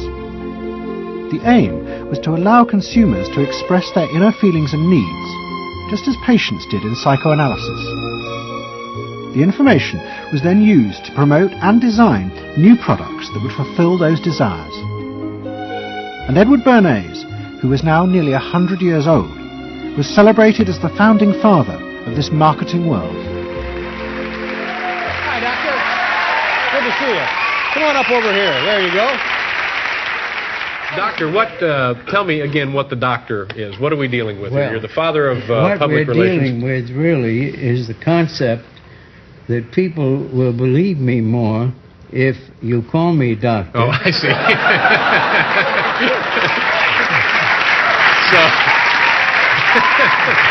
That's a good idea. And Bernays' ideas and techniques were also about to conquer Britain in the 1980s. Unlike America, the ruling elites in Britain had always distrusted the idea of pandering to the masses. It was epitomised by the patrician elite who ran the BBC. Even as late as the 60s, popular programmes were referred to as ground bait. Their real job was to lure the viewers into watching the more serious programmes the elite knew was good for them. And market research reflected this attitude. Individuals were observed and classified by market researchers according to their social class, from A through C2, D and E. Probably they might be C2. Yes, I think by the way they're carrying their luggage, all no taxi, and all stuffed in the bags like that. I think the lady possibly sets her own hair, which is always an indication. Yes. Children are nicely dressed. Yes, they are. Probably a skilled worker. A skilled, yes, a skilled worker. I would say so. Yes, I would say so. Certain apprenticeship or done some. That's qualifying. We agree then. Yes, we think C2. We think so. Yes. When people were asked their opinion about both products and politics, they were selected by social class and asked only strictly factual questions about what they thought. Leaving your own party sympathies on one side, who do you think will win this forthcoming election? Labour. Labour. And tell me which you prefer. Which party do you think you'll be voting for? This time, Liberals. You'll be voting for the Liberals. And who do you think will be second? Conservative. This one. Thank you. The idea that one might ask people what they themselves felt and desired, and then give it to them, was seen as alien to the ruling elites, which would challenge their belief that they knew what was best for the public. There's evidence in other countries, in the United States for example, where pollsters have been used before elections to interpret the mood of the public, and then you give people more what they want to have and less what they ought to have. But again, this could be alleged to be more democratic, I don't know. It's very dangerous ground, I think, though, when polls are used in that way. But then, in the economic crisis of the mid-70s, British industry was forced to begin to pay attention to the inner feelings of consumers. As the recession deepened, consumer spending fell dramatically, and the advertisers insisted that the only way for companies to survive was to make their advertising more effective. And to do this, they would have to delve into people's underlying psychological motives for purchasing. The advertising industry started to bring in Americans to run focus groups with British housewives. Everyone is a unique person, and even though you're a group of 10 today, we don't want a group opinion. And we want to know your ideas and your thoughts, no matter how crazy it might be. Please let your imagination run wild, because that's how very crazy things like instant coffee got born. Now, can we get somebody, this lady, to be a kitchen sink? And kitchen sink, how do you feel with these things that are being used to clean you up? Well, I've got to feel clean. I've got to be kept clean. So I feel that. I should hate it if I was all greasy, so I've got to be easy to clean. Okay, now the housewife, this lady, what would you use to clean your kitchen sink? A scouring powder. Of course, a cloth to apply the things on, and plenty of water. Now, how do you feel as you're doing this chore? Feel satisfied? Well satisfied when I have done it, yes. I'm doing my duty. I feel it's a job well done. The consumers were encouraged to play at being products, from household cleaners to car seat belts. The aim was not to talk rationally, but to act out and reveal their inner emotional relationship to products. Which firmly and unmistakably underlines. And then a politician emerged who also believed that people should be allowed to express themselves. Instead of being controlled by the state, the individual should become the central focus of society. Some socialists seem to believe that people should be numbers in a state computer. We believe they should be individuals. We're all unequal.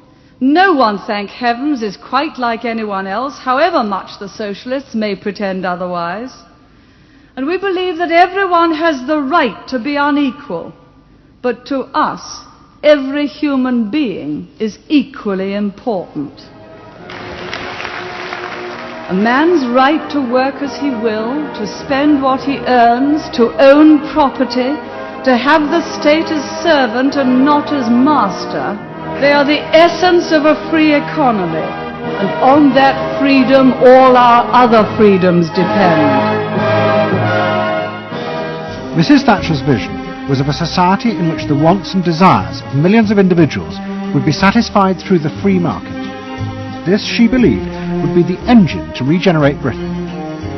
And with her ascent to power, the advertising and marketing industries flourished. Their task was to find out what the British people really wanted and then sell it to them. In this new climate, the focus group flourished. And those who ran them borrowed from the techniques of psychotherapy to delve ever deeper into people's feelings about products. We're trying to understand how people feel about brands, how they relate to brands. That is to say, what the brand's personality is as far as consumers are concerned. And there are a number of techniques which are very, very helpful for getting to that understanding. The consumer is given crayons to doodle, to express their feelings, to go inside their own head, pull out their feelings and somehow get them onto paper. And these are ordinary drinkers expressing their feelings about drinking Guinness.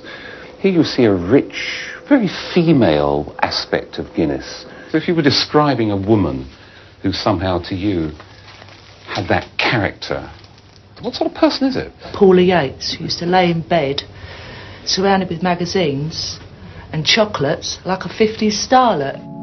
Out of this research, the marketeers began to detect a new individualism. In particular, among those who had voted Conservative for the first time in 1979. They no longer wanted to be seen as part of social classes, but to express themselves. And crucial to this were the products they chose to buy. We identified that there was this trend towards what might be called individualism, where people wanted to still be part of a crowd, but to express themselves as individuals within it, to have their own personalities, to be, I suppose, their own men. I didn't want to be the same as everybody else. I wanted it to be a little bit different, a little bit individual. It's quite individual upstairs. It's not remarkable, but I think it's quite individual. It is expensive. It's Italian. It's Italian, it's expensive, and it's good quality. A little bit different. Yeah, we want to set our own standards, so nobody else has got what we've got. We just didn't want it be the same as everybody else. We just want to be different.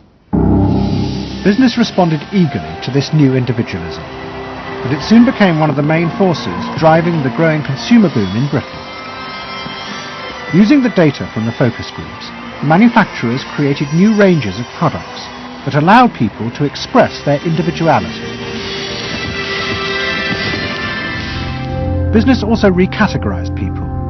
They were no longer divided by social class, but by their inner psychological needs. If the primary need is security and belonging, we call the groups mainstreamers. If it's status and the esteem of others, then it's aspirers. If it's control, it's succeeders. And if it's self-esteem, it's reformers. And this new marketing culture began to take over the institutions previously dominated by a patrician elite, in particular the world of journalism. The assault was led by the profession of public relations. In the past, PR had been seen as seedy and corrupt, but now it became a glamorous business, promoting products and celebrities. And one of the rising stars was another member of the Freud family, Matthew Freud, the son of the Liberal MP Clement. What Freud and other PRs realised was that they could use their celebrities as levers to infiltrate advertising into the editorial content of newspapers. The newspapers were offered exclusive interviews with celebrities, but only if they also agreed to mention products made by Freud's corporate clients, in terms dictated by the company. What happened with Freud's was that you effectively got some kind of product placement, or even the manufacturers of the product got some degree of control over how their products would appear in print. So if, for example, you did want to write about Caprice's passion for stuffed crust pizza, you would sign a contract which guaranteed that you would mention the firm Pizza Hut in at least twice in certain positions in the introductory paragraph of the article, that you would agree to run the Pizza Hut logo at such and such a size in such and such a place, and of course that you would agree to run the enclosed pictures of Caprice eating her stuffed crust pizza. There was no choice about how you would run this article in the press. You were effectively told how to run the article in the press. By Freud's? By Freud's. It's a rise of the corporate culture and the rise of business. To traditional journalists, this infiltration of advertising into the editorial pages was a corruption of their profession. But to Mrs. Thatcher's allies, like Rupert Murdoch, who owned The Sun and The Times, it was part of a democratic revolution against an arrogant elite who had too long ignored the feelings of the masses. They hate to see someone communicating with the masses. They feel that newspapers, the written word is not for the masses. That should be left to television, or perhaps to nobody. I'm very proud of The Sun, and The Sun was not represented tonight in your film. You just took page 3, which everyone seems so fascinated with. What about page 1, page 2, every other page of the paper? It was a typical piece of slanting and elitism by the BBC, who, after all, in order to get viewers for this programme, put on a very sexy episode of Star Trek, which I was watching out in the room there. Oh, I don't think they put it on to get us viewers. I think we just are lucky to follow. They try to carry viewers into these show programmes. You know how it's done. By the late 80s, Mrs. Thatcher and her allies in advertising and the media had brought the desires of the individual to the centre of society. As last week's episode showed, it was the same transformation that President Reagan had brought about in America. Both politicians had encouraged business to take over from government the role of fulfilling the needs of the people. In the process, consumers were encouraged to see the satisfaction of their desires as the overriding priority. To Thatcher and Reagan, this was a new and better form of democracy. But to their opponents in the parties of the left, they had summoned up the most selfish and greedy aspects of human nature.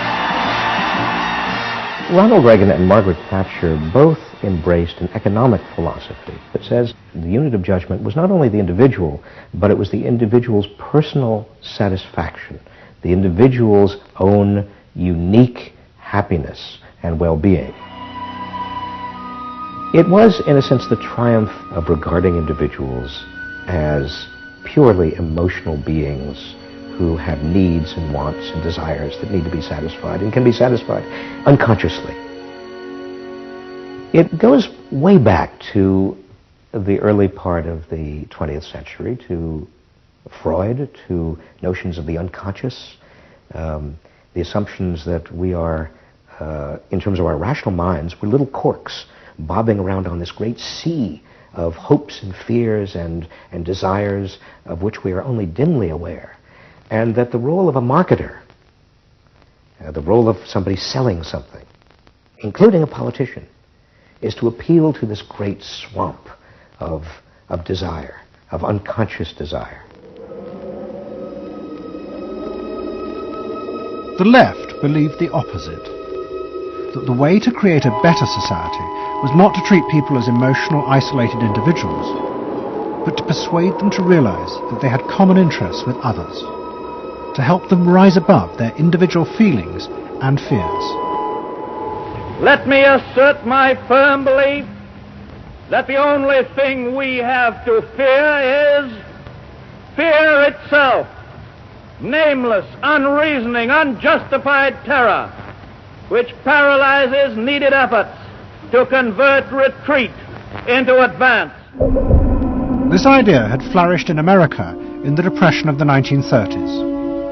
President Roosevelt, faced with the chaos caused by the Wall Street crash, encouraged Americans to join together in trades unions, to set up consumer groups, and to pay for a welfare system for those trapped in poverty.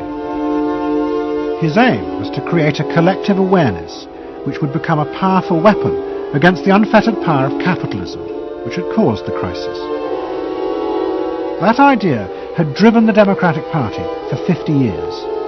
But now, Roosevelt's inheritors railed vainly against the effects of the self-interest encouraged by President Reagan. There is despair, Mr. President, in the faces that you don't see. Maybe, Mr. President, if you stopped in at a shelter in Chicago and spoke to the homeless there.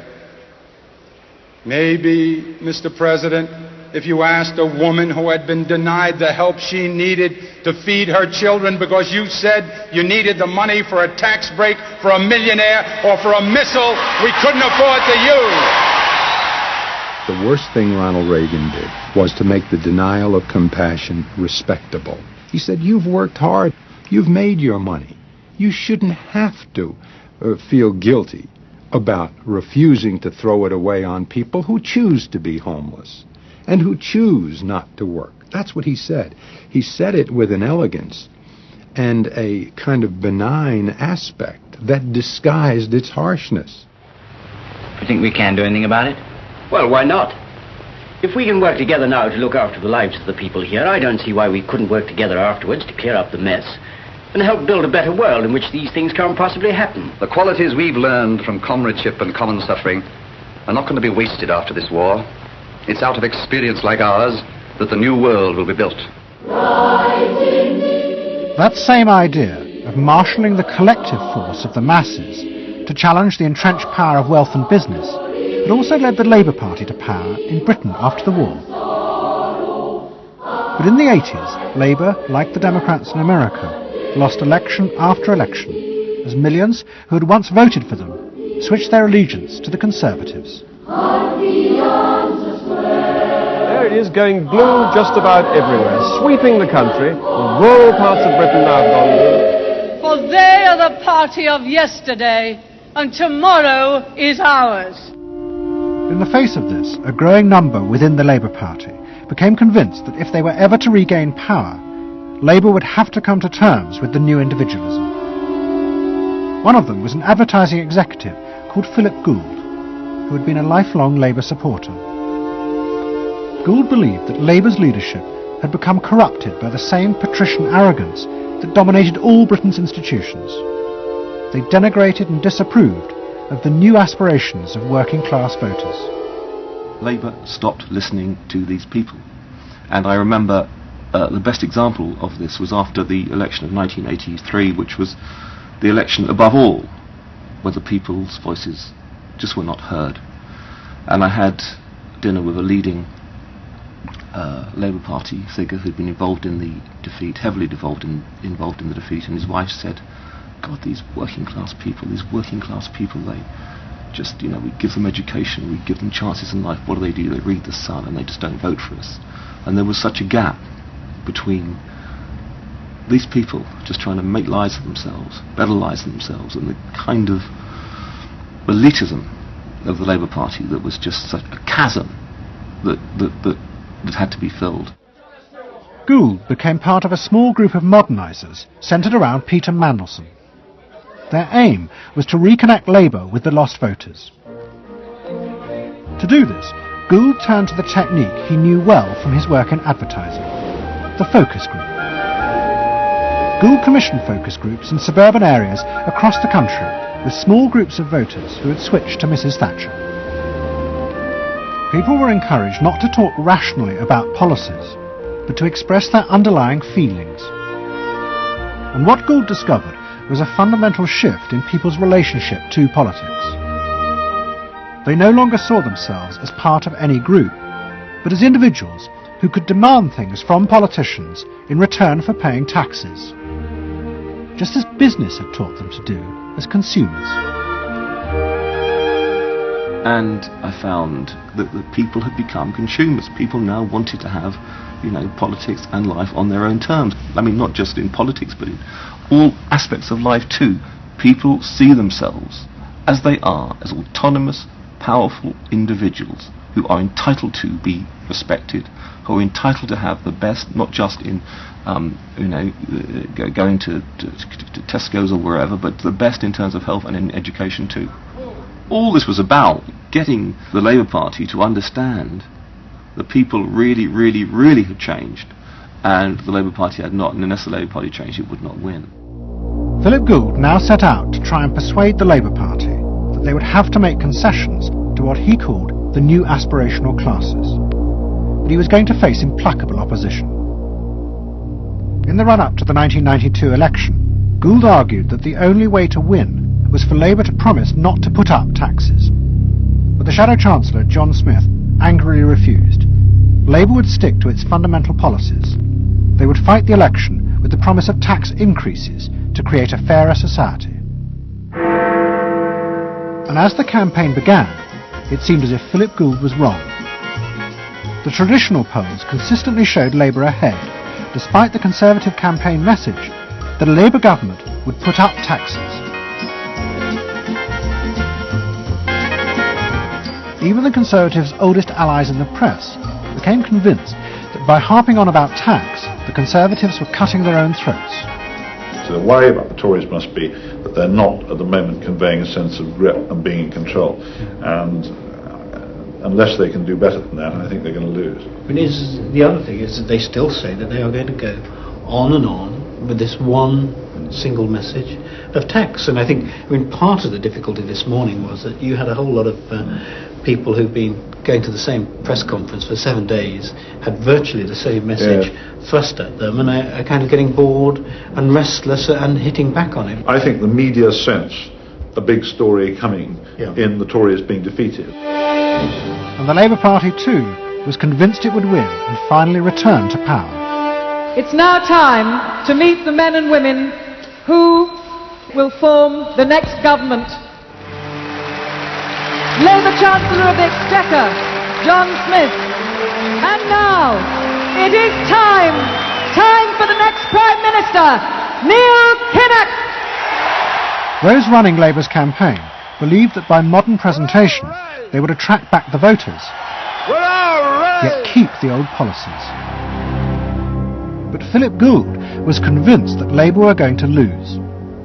Through his focus groups, he knew that the very people who were telling the traditional pollsters they would vote Labour were in reality preparing to vote Conservative out of self-interest. But they were too embarrassed to admit it. And John Major also knew this, because his focus groups were telling him the same thing. What do you make of the poll which puts Labour 5 points ahead? Sir, one to the Daily Mail, sir. Feel out in the streets that matters. What do you it's feeling good on the streets, is it? It is feeling good on the streets, yes. It has been feeling surprisingly good on the streets for some time. Quite surprisingly, quite out of line with opinion polls. Don't ask me to explain it, but the feel's all right. Sir? Anyway, go on. No, lads, you must sit down. We're waiting to go. John Major's victory in 1992 was a disaster for the Labour Party. The small group of reformers centred around Peter Mandelson and Philip Gould were convinced that the only way for the party to survive was to change its basic policies. But their ideas were rejected by John Smith, who had now become leader. Philip Gould left Britain to go to work for the campaign to elect Bill Clinton president in America. The 1992 election, during it and afterwards, people felt under great strain and really did feel demoralised and dejected. And then to go from this to the Clinton campaign, it was an extraordinary experience, because here suddenly I found articulated many of the ideas that I'd had but not fully myself been able to encapsulate or to articulate. If you want a president who will restore the middle class, reclaim the future for the middle class, and restore the American dream, vote for Bill Clinton in New Hampshire and send a signal to the country that we are coming together. What Gould discovered was that, like the Labour Party, the Democrats had also been doing focus groups with swing voters. The difference was that Bill Clinton had decided to tailor his policies to fit with these voters' desires. Above all, with their ferocious belief that they should only pay tax for things that benefited them, not for the welfare of others. I have no idea what percentage of my tax dollars go to welfare, but even if it's a minuscule percentage, even if it's a quarter of a percent, it's still too much for the people that are receiving these benefits that are basically non-productive. The Clinton team decided that to win, they had to promise tax cuts for these suburban voters. And they also used the focus groups throughout the campaign to check every appearance, speech and policy with them for their approval.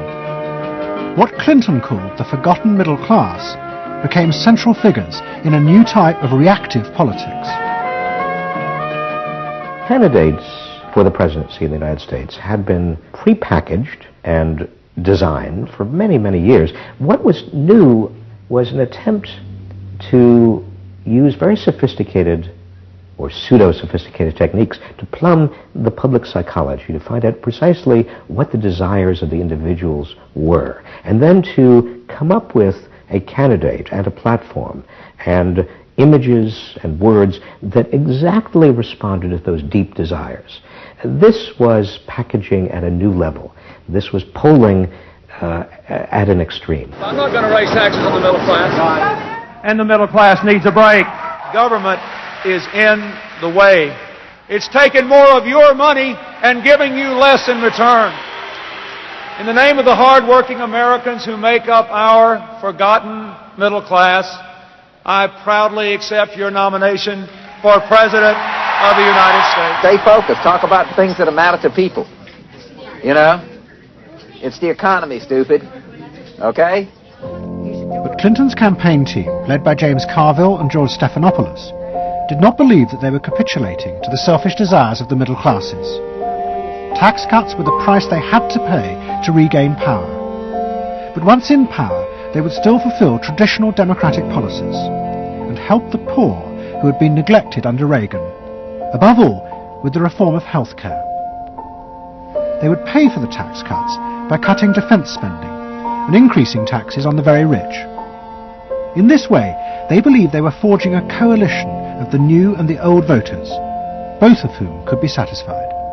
Probably for the first time in a generation tomorrow, we're going to win. And that means that more people are going to have better jobs. People are going to pay a little less for health care, get better care. And more kids are going to go to better schools. So thanks.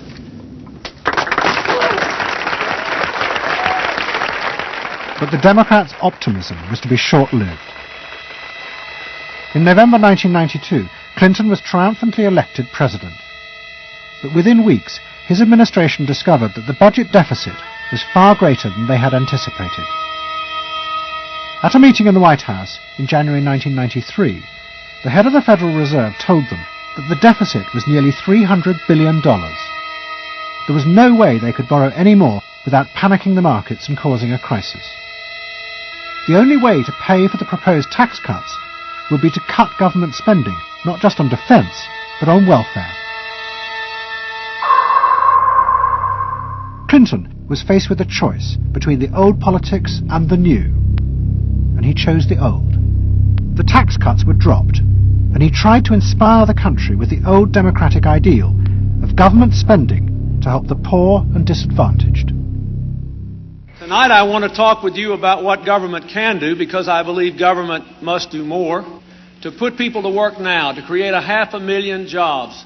Jobs to rebuild our highways and airports, to renovate housing, to bring new life to rural communities and spread hope and opportunity among our nation's youth. Healthcare reform sounds like a great idea to me. Well, I know, but some of these details sure scare the heck out of me. Like what? Well, like for... At the start of the Clinton administration, many of us, including, I believe, President Clinton himself, reverted back to an older tradition, tried to lift the public, to talk about genuine ideals beyond the individual. And that reform agenda being not only universal health care and child care and dealing with the widening inequalities in our society and homelessness, many things that many citizens, just particularly middle-income citizens, didn't want to deal with. But the suburban voters who had been promised tax cuts were not inspired by Bill Clinton's vision. They felt betrayed and wanted revenge. Their opportunity came in 1994 with the congressional elections. The Republicans, led by Newt Gingrich, promised huge tax cuts and to dismantle the welfare system. The voters who had defected to Clinton switched sides yet again, and the Republicans won both houses of Congress in a landslide. Well, I think it's a tremendous vote in favor of smaller government, lower taxes, and in a sense, a renewal of the Thatcher-Reagan tradition. And I think in that sense, it's pretty decisive. It means that the welfare state is going to be less hospitable for people who are not willing to take responsibility for their own situation. No question about it. I think today is the beginning of the end of the welfare state. For Clinton, it was a disaster. Faced with a hostile Congress, there was no way for him to get his reforms through. His personal popularity plummeted, and it seemed certain he would not be re-elected in 2 years' time. In desperation, and without telling his cabinet, Clinton turned for help to one of America's most ruthless political strategists, Dick Morris. What did he want you to do? Save his butt. Clinton was in serious trouble. He had lost the '94 election. He had lost control of Congress, and he hired me to come back and help save him. So he was basically asking me to perform roughly the same role as a life preserver would if you're drowning. What Morris told Clinton was that to win re-election, he would have to transform the very nature of politics. The crucial swing voters in the suburbs now thought and behaved like consumers. The only way to win them back was to forget all ideology and instead turn politics into a form of consumer business. Clinton must try to identify their personal desires and whims and then promise to fulfill them. If he followed those consumer rules, they would follow him. I said that I felt the most important thing for him to do was to bring to the political system the same consumer rules philosophy that the business community has. Because I think politics needs to be as responsive to the whims and the desires of the marketplace as business is. And it needs to be as sensitive to the bottom line, profits or votes, as a business is. I think that all of this involves really a changed view of the voters, so that instead of treating them as targets, you treat them as owners. Instead of treating them as something that you can manipulate, you treat them as something you need to learn from. And instead of feeling that you can stay in one place and you can manipulate the voters, you need to learn what they want and move yourself to accommodate it. To get inside the minds of the swing voters, Morris brought lifestyle marketing into politics for the first time. He went to one of America's most prominent market research firms called Penn & Shern and commissioned what they called a neuropersonality poll. It was a massive survey of hundreds of thousands of voters, but the only political questions it asked were to find out whether someone was a swing voter or not. All the other questions were intimate psychological ones, designed to see whether swing voters fell into identifiable psychological types. Well, we were asking people like, do you think you're the life of the party? Do you think when you see things that you like to have a list and organize them? Do you typically try to plan things ahead, or do you like to be more spontaneous? Where do you like to go? What sports do you like to play? What would you do with your spouse in a romantic weekend?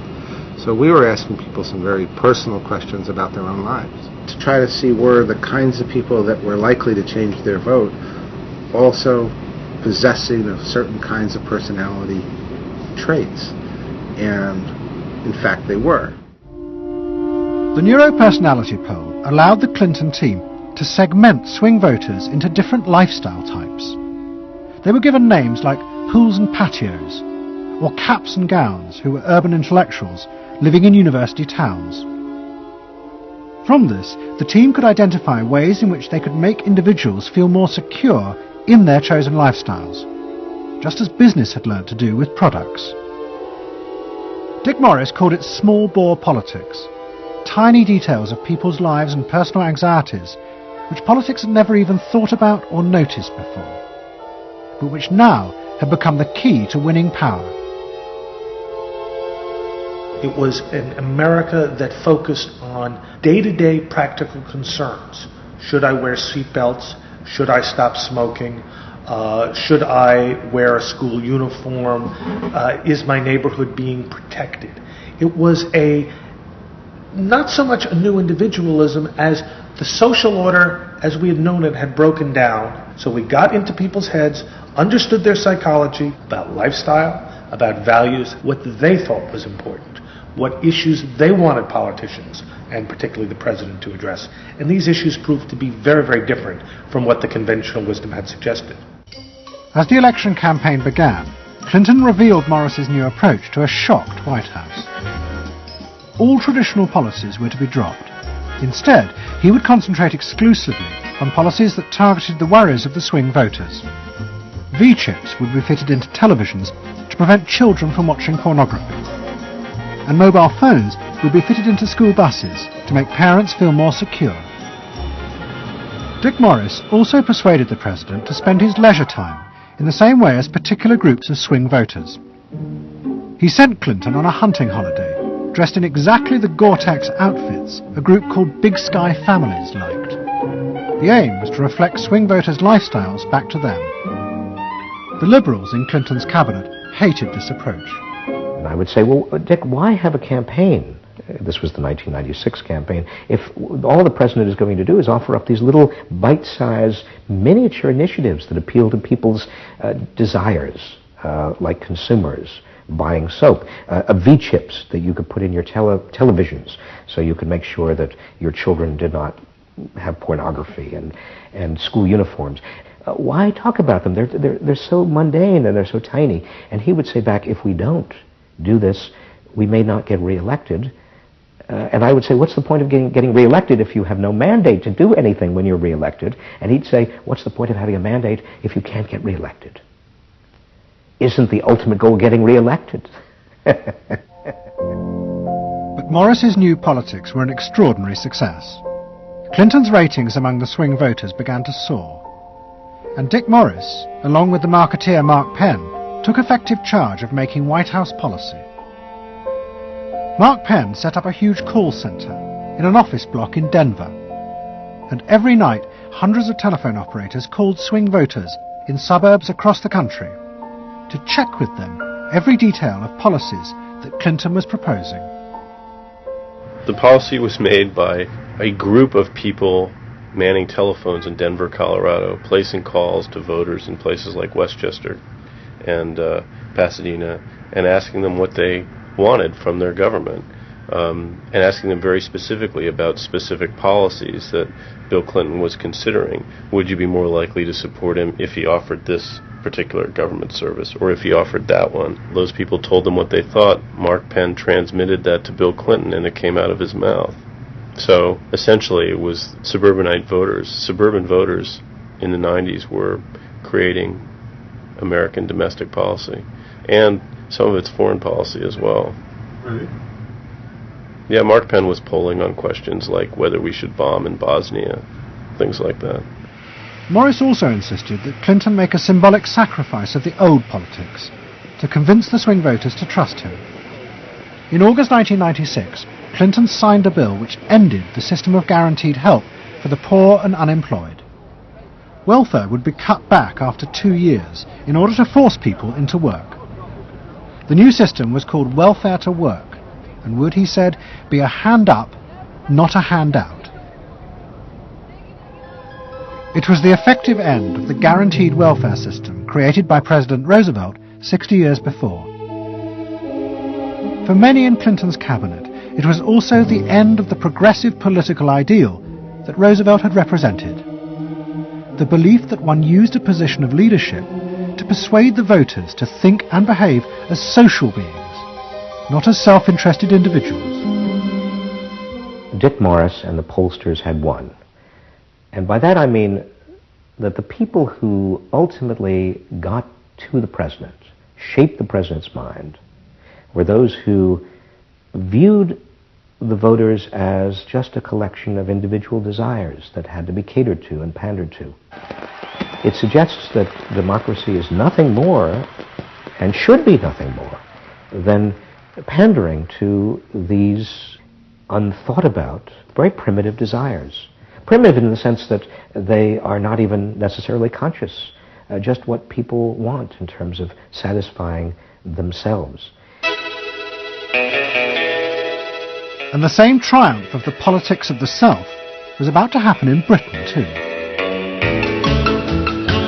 In 1994, Tony Blair had become the leader of the Labour Party, and the reforming group centred around Peter Mandelson became all-powerful. Almost every night, Philip Gould ran focus groups with swing voters in the suburbs. But this time he was listened to, and the desires and the fears of the new aspirational classes became the central force shaping Labour Party policies.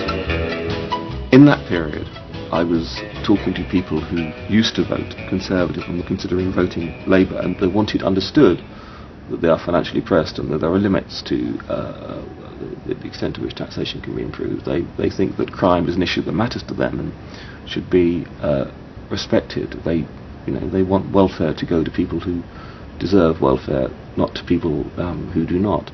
This was seen of by many in the Labour Party as selfish. I never saw that it was selfish. I believe that a dad or a mum doing their best for their family isn't selfish. They're just doing their best for their family, and that's what people do. A crackdown on those who make life hell in their local neighbourhoods through noise or disturbance. Law and order is a Labour issue today. Philosophy of campaigning is, let's concentrate on swing voters, let's focus group them to find out what they want and what will appeal to them, and let's just relentlessly push those themes in the election.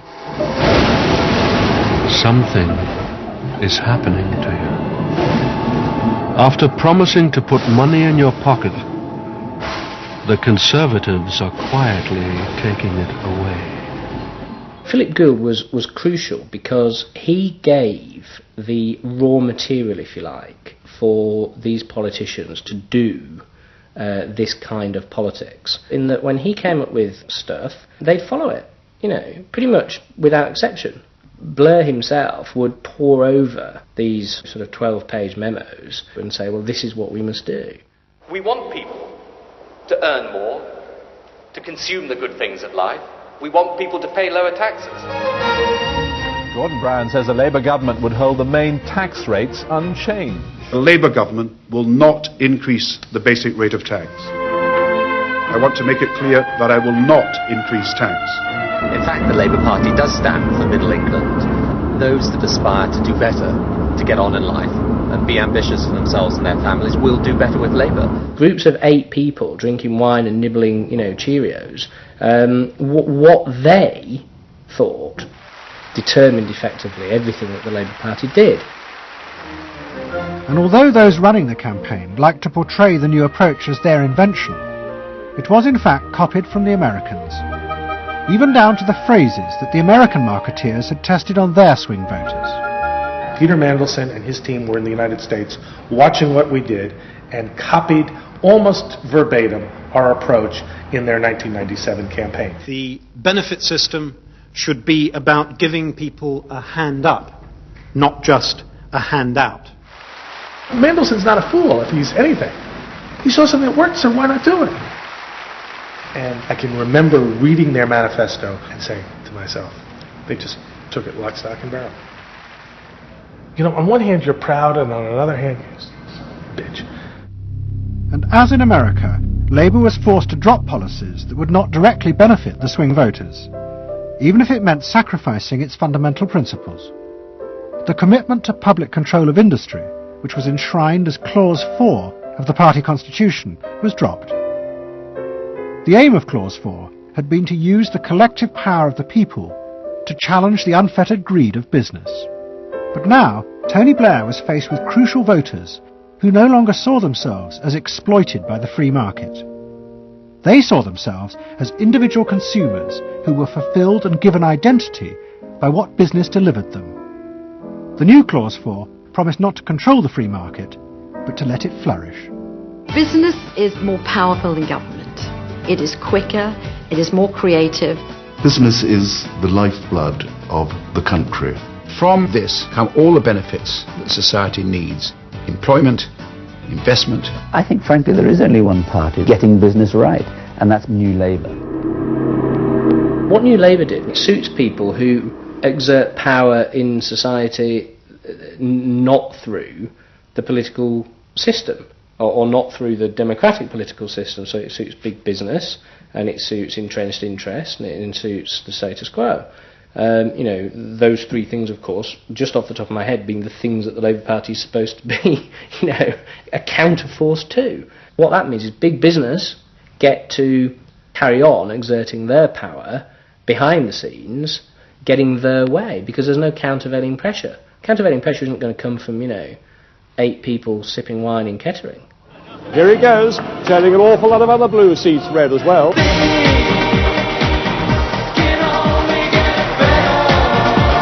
Very happy, very relieved, and very exhilarated. But those who masterminded Labour's victory in 1997 saw it as a triumphant vindication of a new form of democracy. By understanding and fulfilling people's inner desires through the focus group, they were giving power to individuals, not treating them as faceless groups who were told by politicians what was good for them. I don't see the focus group as some marketing tool. I see the focus group as a way of hearing what the people have to say. And I see the focus group as a way to a new form of politics. What the people give, the people can take away. We are the servants, they are the masters now. 1997 was, I think, fundamentally important in that. Because I think it is the end of the elitist politics that's dominated Britain for so much of the last 100 years.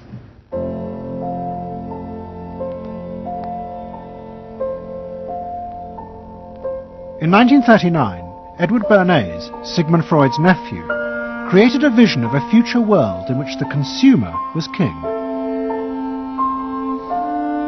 It was at the World's Fair in New York, and Bernays called it Democracity.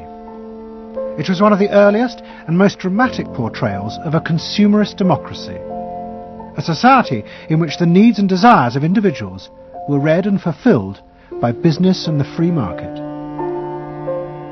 The World's Fair created a spectacle in which all of these concerns were met, and they were met by Westinghouse and General Motors and the American Cash Register Company, and company after company presented itself as this sort of centerpiece of a society in which human desire and human want and human anxiety would all be responded to and would all be met purely through the free enterprise system. There was this sort of notion that the free market was something that was not guided by ideologies or by political power. It was something that simply was guided by the people's will. This was the model of democracy that both New Labour and the American Democrats had bought into in order to regain power. They had used techniques developed by business to read the desires of consumers, and they had accepted Bernays' claim that this was a better form of democracy. But in reality, the World's Fair had been an elaborate piece of propaganda designed by Bernays for his clients, the giant American corporations. Privately, Bernays did not believe that true democracy could ever work. He had been profoundly influenced in this by his uncle's theories of human nature. Freud believed that individuals were not driven by rational thought, but by primitive unconscious desires and feelings. And Bernays believed that this meant it was too dangerous to let the masses ever have control over their own lives. And consumerism was a way of giving people the illusion of control, while allowing a responsible elite to continue managing society.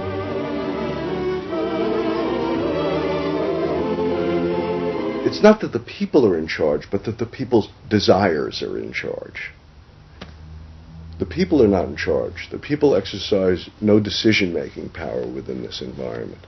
So democracy is reduced from something which assumes an active citizenry to something which now increasingly is predicated on the idea of the public as passive consumers, the public as people who essentially what you're delivering them are doggy treats.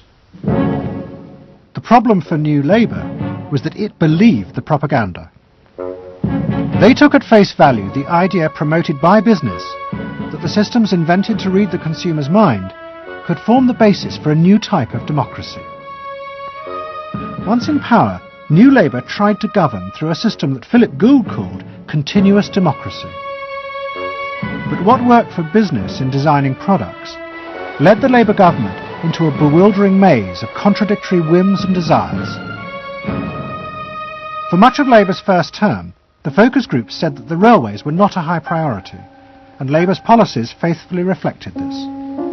But now, those same groups are blaming the government for not having invested more money sooner in the railways. The point about focus group politics is that there isn't one because people are contradictory and irrational, and so you have a problem in terms of deciding what you're going to do if all you do is actually listen to a mass of individual opinions that are forever fluctuating and don't really have any coherence, and crucially are not set in context. So that's why people can say, you know, I want lower taxes and better public services. Of course they do. You know, if you say, do you want to pay more taxes to get better public services, people are less sure. They then don't believe that if they do pay more taxes, they will be spent on better public services. So you end up in this quagmire where, you know, the truth is a politician has to say, look, this is what I believe. I believe that you should pay slightly more taxes to make better public services, and I pledge that I'm competent enough to actually use that money wisely. Do you want that? Vote for me, yes or no. And that's what Blair has failed to do. Tony Blair turns around and sort of tries to feed back to them what they already believe, and given what they believe is sort of a load of individual, incoherent, contradictory nonsense, that's all he has to offer. And then he wonders why people don't get him. You know, the answer they don't get him is because they're looking for someone to do something that they can't do themselves, which is actually come up with a coherent political opinion that they might have faith in. New Labour are faced with a dilemma. The system of consumer democracy that they have embraced has trapped them into a series of short-term and often contradictory policies. There are now growing demands that they fulfil a grander vision, that they use the power of government to deal with the problems of growing inequality and the decaying social fabric of the country. But to do this, they will have to appeal to the electorate to think outside their own self-interest. And this would mean challenging the now dominant Freudian view of human beings as selfish, instinct-driven individuals, which is a concept of human beings that has been fostered and encouraged by business because it produces ideal consumers. Although we feel we are free, in reality, we, like the politicians, have become the slaves of our own desires. We have forgotten that we can be more than that, that there are other sides to human nature. Fundamentally, here we have two different views of human nature and of democracy. You have the view that people are irrational, that they are bundles of unconscious emotion. That comes directly out of Freud. And businesses are very able to respond to that. That's what they have honed their skills doing. That's what marketing is really all about. What are the symbols, the music, the images, the words that will appeal to these unconscious feelings? Politics must be more than that. Politics and leadership are about engaging the public in a rational discussion and deliberation about what is best, and treating people with respect in terms of their rational abilities to debate what is best. If it's not that, if it is Freudian, if it is basically a matter of appealing to the same basic unconscious feelings that business appeals to, then why not let business do it? Business can do it better. Business knows how to do it. Business, after all, is in the business of responding to those feelings.